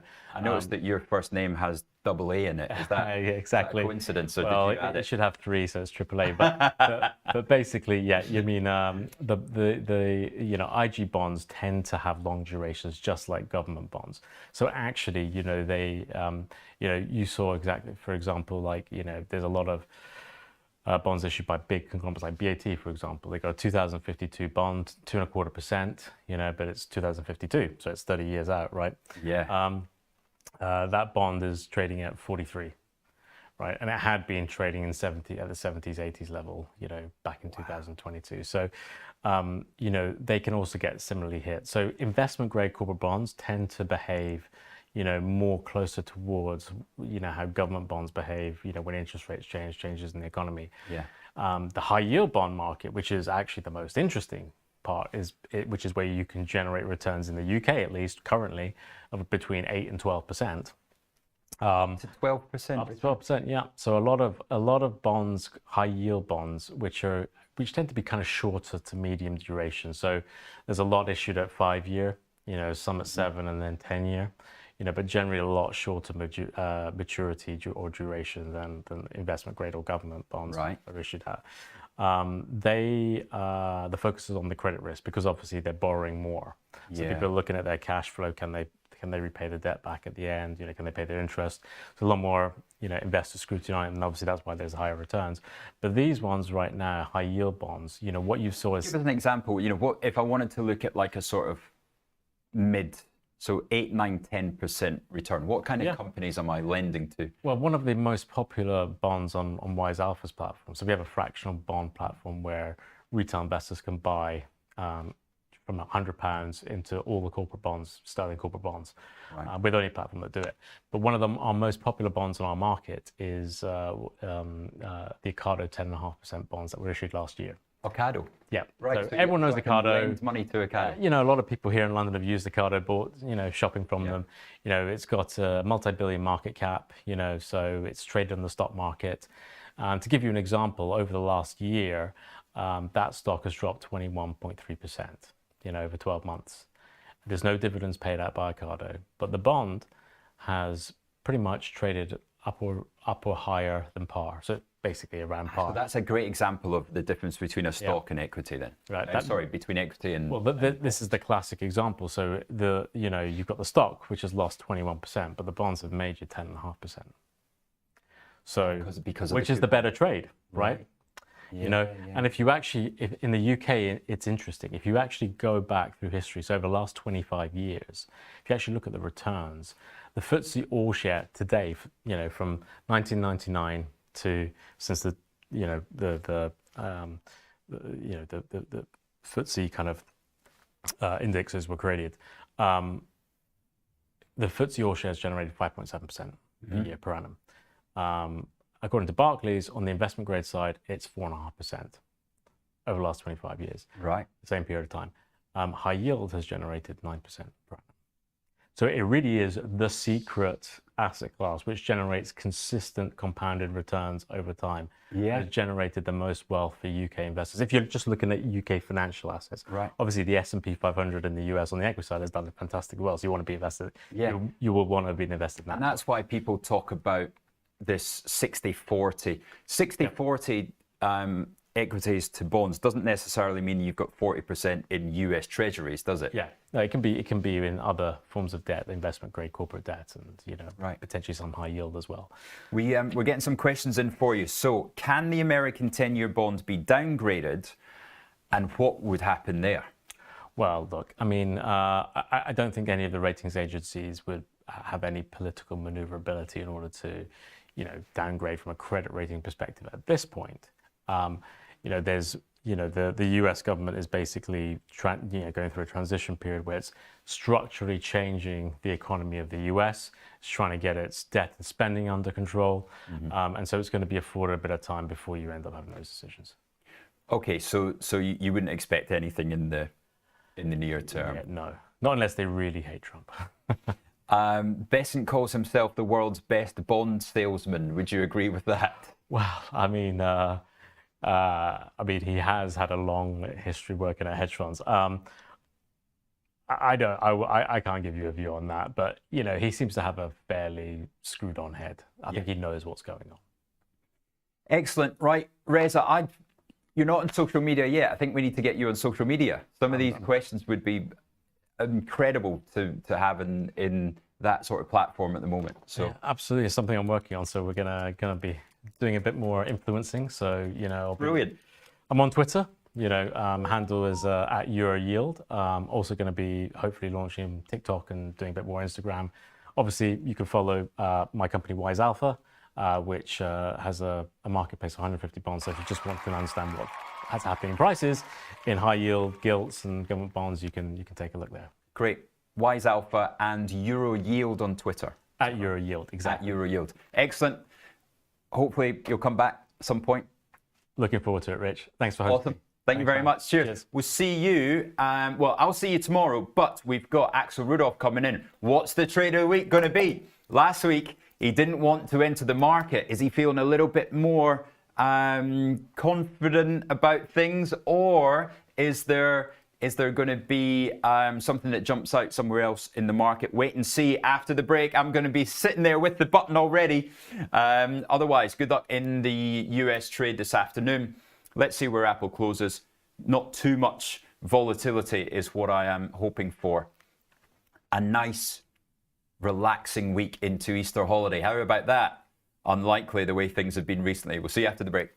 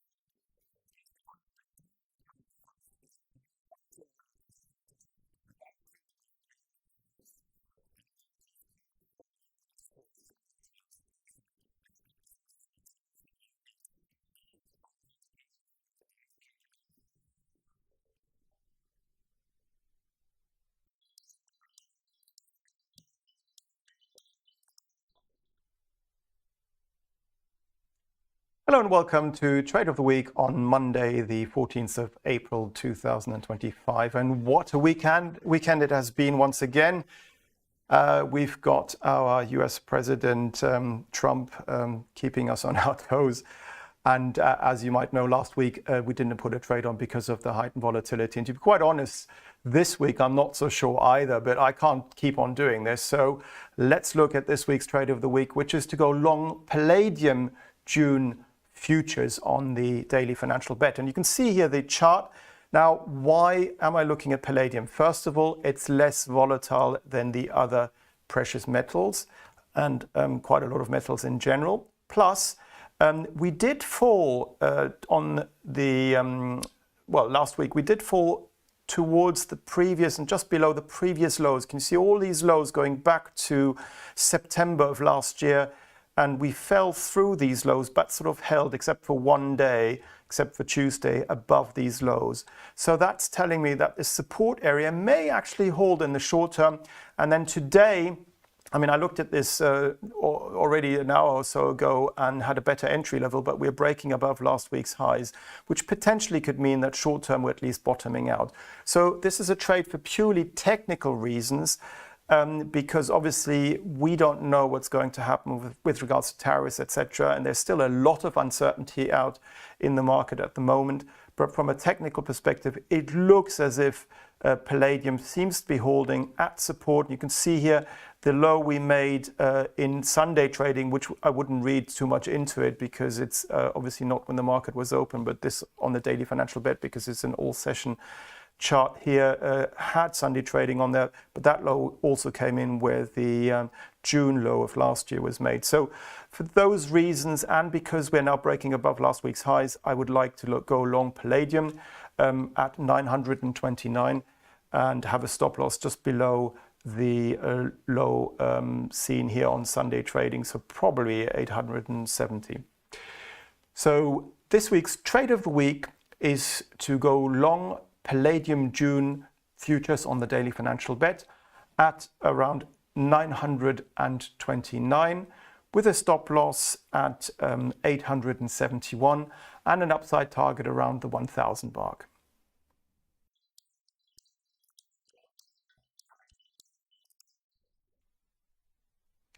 So you saw just there that for the trade of the week, we went long palladium, but it was really because I had to find something. Otherwise, this show might get a bit boring. But to be honest with you, I did not trade last week. And yes, I might have missed the Apple trade. And yes, I might have missed lots of other trades, etc. But what I've also done is I've preserved my capital. And a lot of people I know last week lost a lot of money.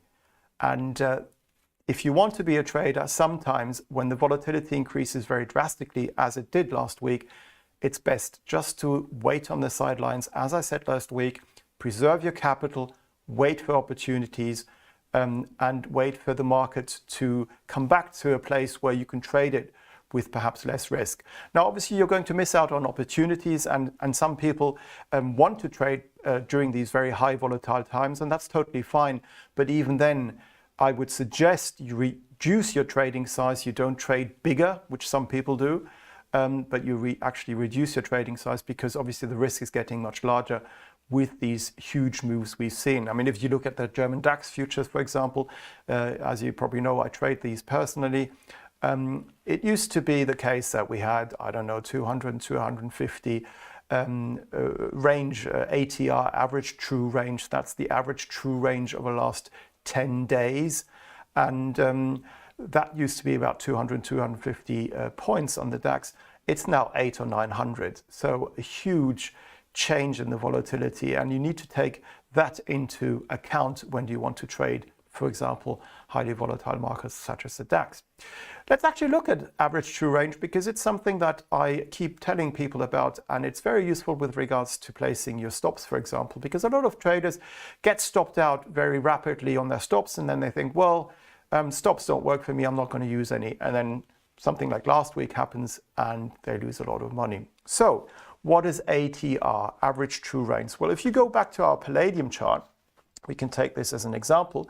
What you do, you go onto your indicators here, and the second from the top here is called average true range. If you click on there, you will get at the bottom of the chart this line come up here. So it's not the bottom one, which I always use my relative strength index, but the one above here.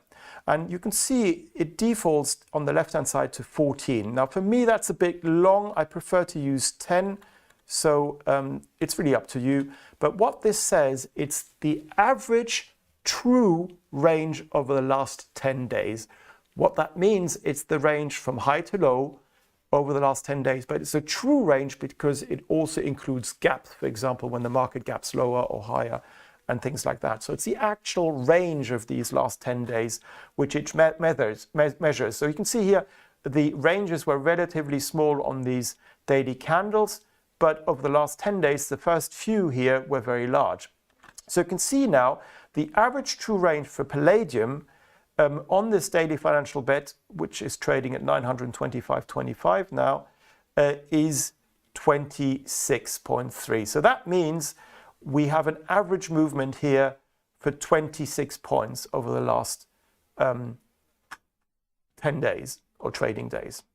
And you can see that used to be much higher. Here in November, the average true range was around 46. And you can see the volatility going up and down was much, much larger than it is at the moment. So if you want to place your stop loss, some people use a rule where they use 2 times the average true range to give yourself room in case volatility does increase a bit. So if you were to double the average true range at the moment, if you had a stop loss here in place, for example, you wouldn't use 26 points, you use 2 times 26, 52 points, and basically 52 points below 929. That would give you around 870. So it's more or less where I place my stop on the trade of the week anyway, because I just used the last important reaction low. That is to say a low on the daily candlestick, which is lower than the one to its left and to its right. So that's the last reaction low here. But that was a Sunday trade, so it doesn't really count. So you would normally take the real one, which was traded here on Tuesday. In this case, the lowest point was 878. But because it was slightly lower on the Sunday one, I might as well just risk 8 points more on that trade. But anyway, so you could use this average true range to place your stops. And if you do that on any time frame you look at, the odds are pretty low that you will get stopped out. Because what most people do is if they're, for example, long Palladium now on the daily chart, they may use a stop, below today's intraday low or something like that. So quite often that's far too tight. So a lot of people get stopped out because their stops are too close to the market. You need to give the market room to breathe. And that's something that you can do if you look at average true range. Now, the flip side of this is if you're, for example, trading, let's say, the FTSE 100 to change markets here, and let's say you want to trade it on a 15-minute chart. So let's just change the time frame to 15 minutes. And if you put the average true range on here, you can see the average true range for the last, again, I'm going to change it to 10 15-minute bars is 17 points. So at the moment, the FTSE 100 on average over the last 10, 15-minute increments moved by 17 points. And if you look on the daily chart, so if you trade intraday, what you want to look at is the daily chart. And you will see then on the daily chart, you had an average at the moment of 219 or 216 points. So if you want to make, let's say, 100 points within a day, intraday trading, So you want to buy somewhere and it goes up 100 points, you get out. You want to sell somewhere and it goes down and you get out 100 points lower. If you've got an average true range of 216, there's room for that trade. The 100 points fit within the 216. But imagine you wanted to make a 200-point profit, or even a 150-point profit within the 216-point range. Let's just say, for argument's sake, it's 200, the average true range. Well, if you want to make a 150-point profit, that means you have to be somewhere in the middle and within the top 25 and bottom 25 of that range in order to be able to make that amount of profit within a day. So you can use basically the range of the average true range on the daily chart to then give you an indication of how much you can actually reasonably make intraday trading within that range. And I would suggest, and that's what I do, if I intraday trade, I would try to make about a third. So about 33, 35, maybe 40% of the average true range. So let's say the average true range is 200 on the FTSE 100. Intraday, if I wanted to trade it, what I would like to do is look, for example, at a third of 200. Let's say it's 65 or something like that. So I try to make around 60 points profit if possible. And you can see even in the last few days, ignore the Sunday trade again, but can you see here, even on Friday, the range was from 8,115 down to 7,856. So you had enough space to do that. So that's something I just wanted to talk to you about, average true range, how you can use it, A, for your stop loss levels, and B, also to decide if you intraday trade, what sort of trading distance you can aim for with regards to the underlying volatility, which makes sense from a trading risk management perspective. Now, I've got a question. Somebody's watching Microsoft. Let me just have a look, and wants to know if I can talk about these stocks.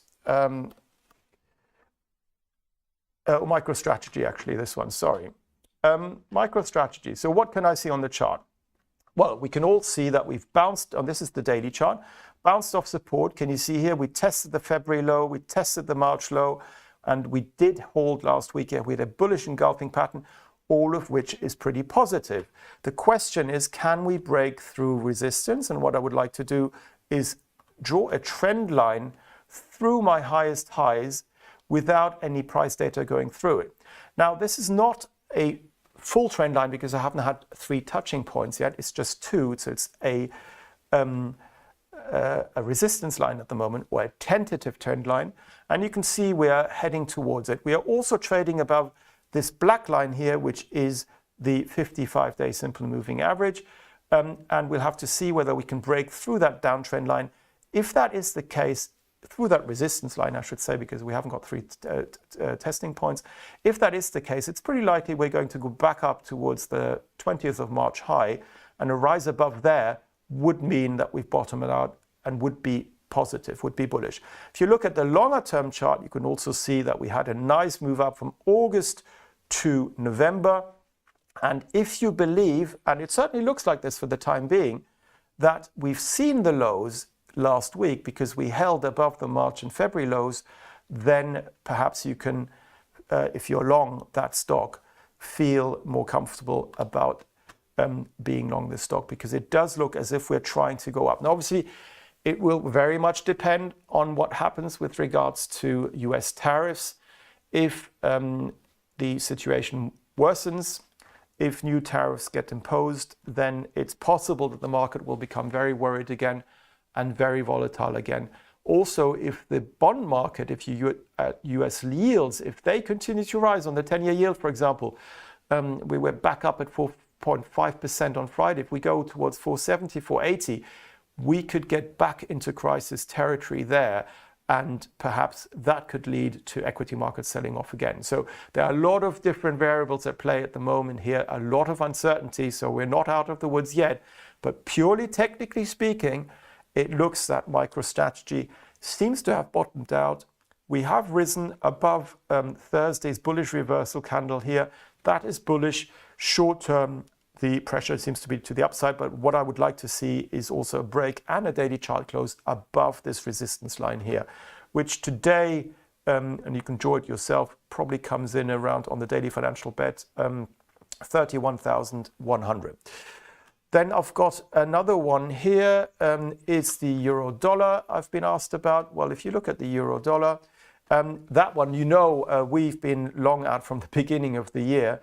That trade has worked out really well, much better than I hoped it would. My target was 110 first of all, and we went way above there.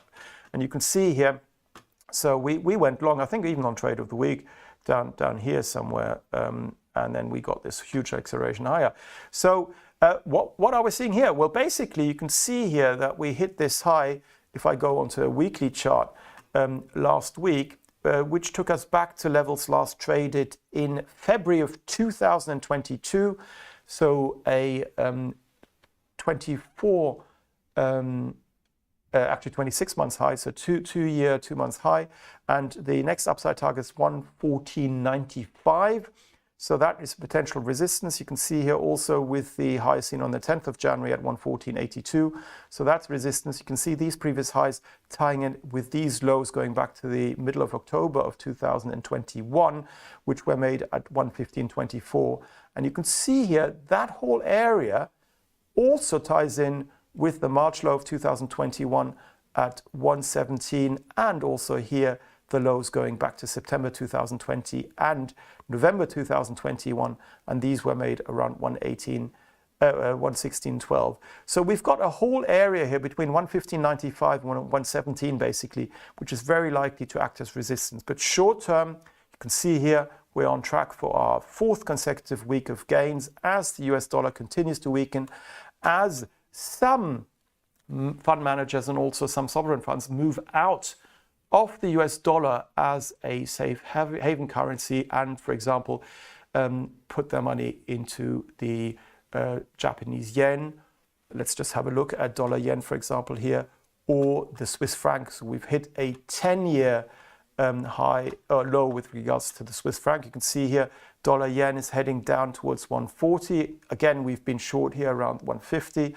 You can see here we're heading down towards these lows, a very clear downtrend.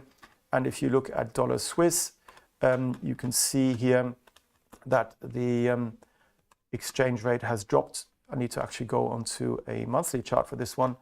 Two levels last traded in January 2015.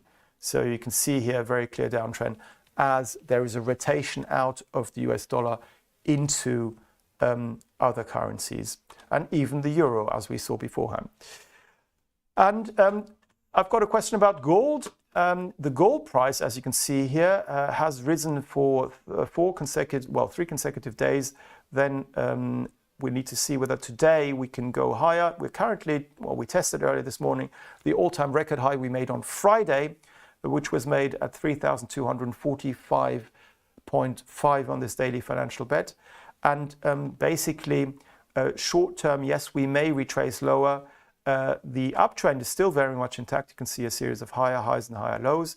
Where support? Well, if we do come back a bit, if current uncertainty were to diminish, I wouldn't be surprised if the gold price were to come back slightly. We could retest the early April high at $3,167 or so. So that's support in the short term. If you look at the intraday chart, what can we see? If we go onto an hourly chart, well, we are sort of losing upside momentum. This might just be a sideways trading range, but it may also be that the upside momentum is starting to keel over. It's like gravity. If you throw a ball in the air, it rises rapidly, then it slows down, and then it starts to gradually come off, and then it comes off fast. So something similar may be seen, but for that to be the case, we would have to fall through the low seen on Friday at 6 o'clock in the morning. That was made at 3,187. And as I said to you earlier on, that is actually where it's just slightly above the high seen from the 3rd of April. So you could use a trailing stop loss, take profit stop if you're long. And here, for the time being, we may just be trading sideways, and maybe we'll make a new record high soon. Who knows? But these are the levels I would look for personally. I've got a question here about Barclays. Let's just look at Barclays. And let's just analyze this very rapidly from a technical perspective. So apparently it had a fat finger trade. Yep, looks like it, or maybe the data is incorrect. Do you ignore it, or is it a near-term target? So this data seems to be correct. If it is correct, and if you can check that it is correct, and it's been checked, it is correct, in that case, you would take it into account. But do you know what's really interesting? And this is why I love technical analysis. Where did the fat finger trade stop? It stopped exactly at the previous highs, going back to the March high. All these highs here act as resistance going back to February of this year. And that's why even when the fat finger trade happens, quite often these are the levels it stops at. So you would still include it in your chart, but quite often check with your data vendor just to be sure the spike is actually a true spike. I used to contact data vendors, and I'm not going to name any names here, but on some markets which are less often traded, you get these incorrect spikes, and just to check with the exchange that the data is actually correct, because if you are a technical analyst, data is absolutely important in your analysis and you want this to be correct. So yes, you would take it into account, even if it looks very strange on the chart. But even if you ignore it, what's been happening on the Barclays share price? Well, basically it's come off this key resistance area very strongly, and it fell quite sharply to levels last traded here in September. And can you see here, this whole area between all these highs acted as support. Again, previous resistance acts as support going forward because of inverse polarity. And you can see here, we are now heading slightly higher again. All charts look like that. I mean, most of the charts look like that at the moment. So how high could we go? Again, it will depend on the US tariff policy and global uncertainty, etc. If uncertainty were to diminish further, if we get more clarification with regards to tariffs, we may go further up. What's resistance? The previous low here, that previous support because of inverse polarity could now be a resistance area, and that is the March 11th low. So that comes in at 277.65 on the daily financial bet. That could act as resistance, and then above there, can you see a more important resistance? You've got all these previous lows here going back to late January, which may act as resistance. So this is basically how you analyze charts. You take previous highs, previous lows, look whether you've got a cluster of those, and quite often they will act as support or as resistance, and then you can trade in or out of your positions accordingly. Now, since I haven't got any more questions for today, I'm going to stop it here. Thank you very much for watching Technically Speaking, and I hope to see you next week.